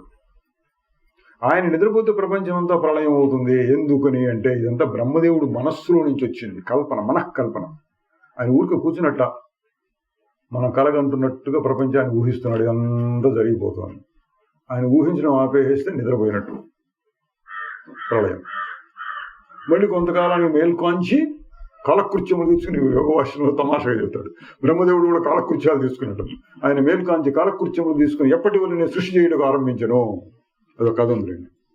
ఈయనకి పోటీగా 10 మంది వచ్చారట. 10 మంది బ్రహ్మలు వాళ్ళు తపస్సు చేసి బ్రహ్మలైనారట. 10 మంది 10 బ్రహ్మాండాలను సృష్టి చేశారట. ఈ అసలు బ్రహ్మగారు మేల్కొనేటప్పటికి ఆ 10 బ్రహ్మాండాలు కనపడుతున్నాయిట. కథ ఉంది కదా, మన యోగ భాషలో వస్తుంది. అప్పుడు అందులో ఒక బ్రహ్మాండంలో ఉన్నటువంటి సూర్యుడిని పిలిచి, ఏమయ్యా నువ్వు ఎక్కడి నుంచి వచ్చావు? నాకు తెలియట్లేదే, నేను ఇంకా సృష్టి చేయలేదు కదా నిన్ను, నువ్వు ఎక్కడి నుంచి వచ్చావు అన్నట్ట. నువ్వు సృష్టి చేయడం కాదు, 10 మంది వచ్చారు, వాళ్ళు తపస్సులు చేసి 10 మంది బ్రహ్మలైనారు, అందులో ఒక బ్రహ్మాండంలో ఉన్నటువంటి సూర్యుడు నేను అన్నట్ట. ఈయన ఆశ్చర్యపోయినాడు. ఆశ్చర్యపోయి సరే ఏం చేస్తాం అనుకుని ఈయన పని మళ్ళీ ఈయన మొదలుపెట్టాడు. 11వ బ్రహ్మాండాన్ని సృష్టి చేయడం మొదలుపెట్టాడు. ఇట్లా వస్తుంది. అంటే మనస్సుకు ఆ శక్తి ఉందని చెప్పడం కోసం ఆ కథ చెప్పారు అక్కడ. అంత శక్తితో వాళ్ళు చేశారు. ఇక్కడ తెలుసుకోవాల్సిన పాయింట్ ఏంటి? ఇది బ్రహ్మదేవుడి గురించి ఎందుకు చెప్పాం? ఆయన నిద్రపోతే అంతా పోతుంది, మేలుకుంటే అంతా వస్తుంది. అంటే ఇదంతా మనస్సులో వచ్చినటువంటి కల్పన.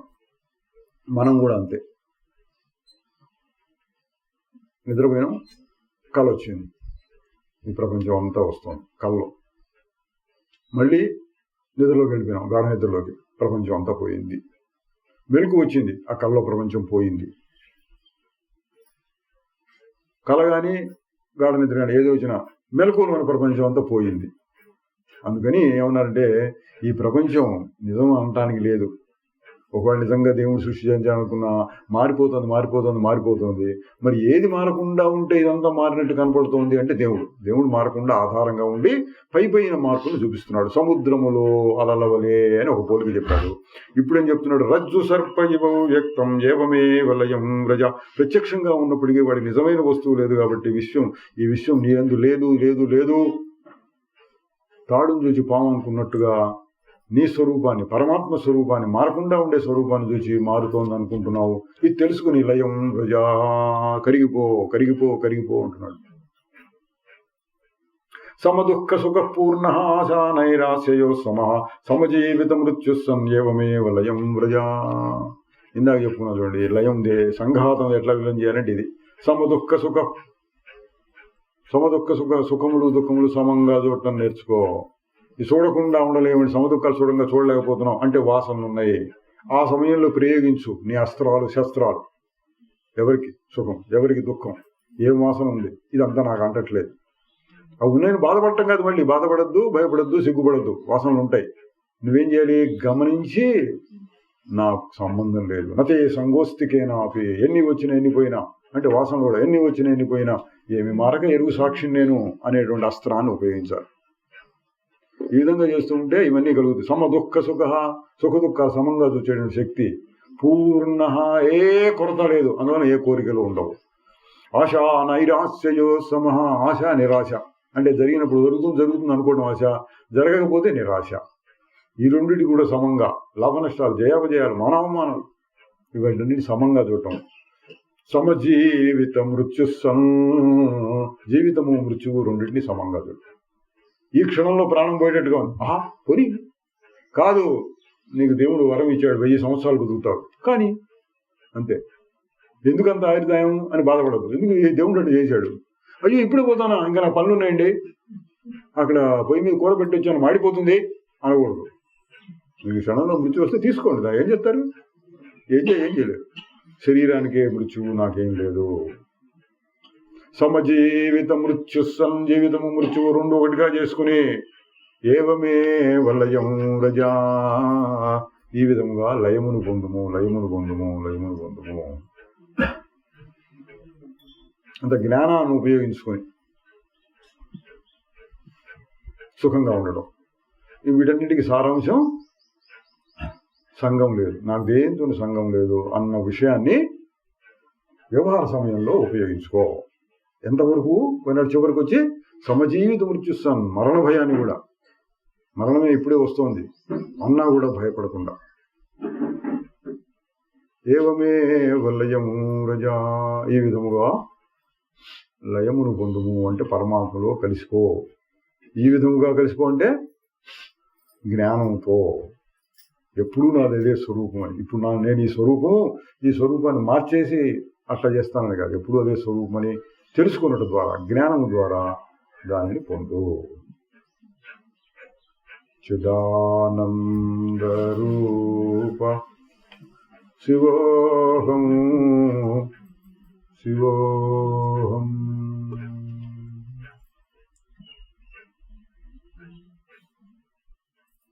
చిదాకాశ రూప శివోహం శివోహం. చిదాకాశం, అది గుర్తు, చిదాకాశం ఏమి అంటుంది దాన్ని. శివోహం శివోహం.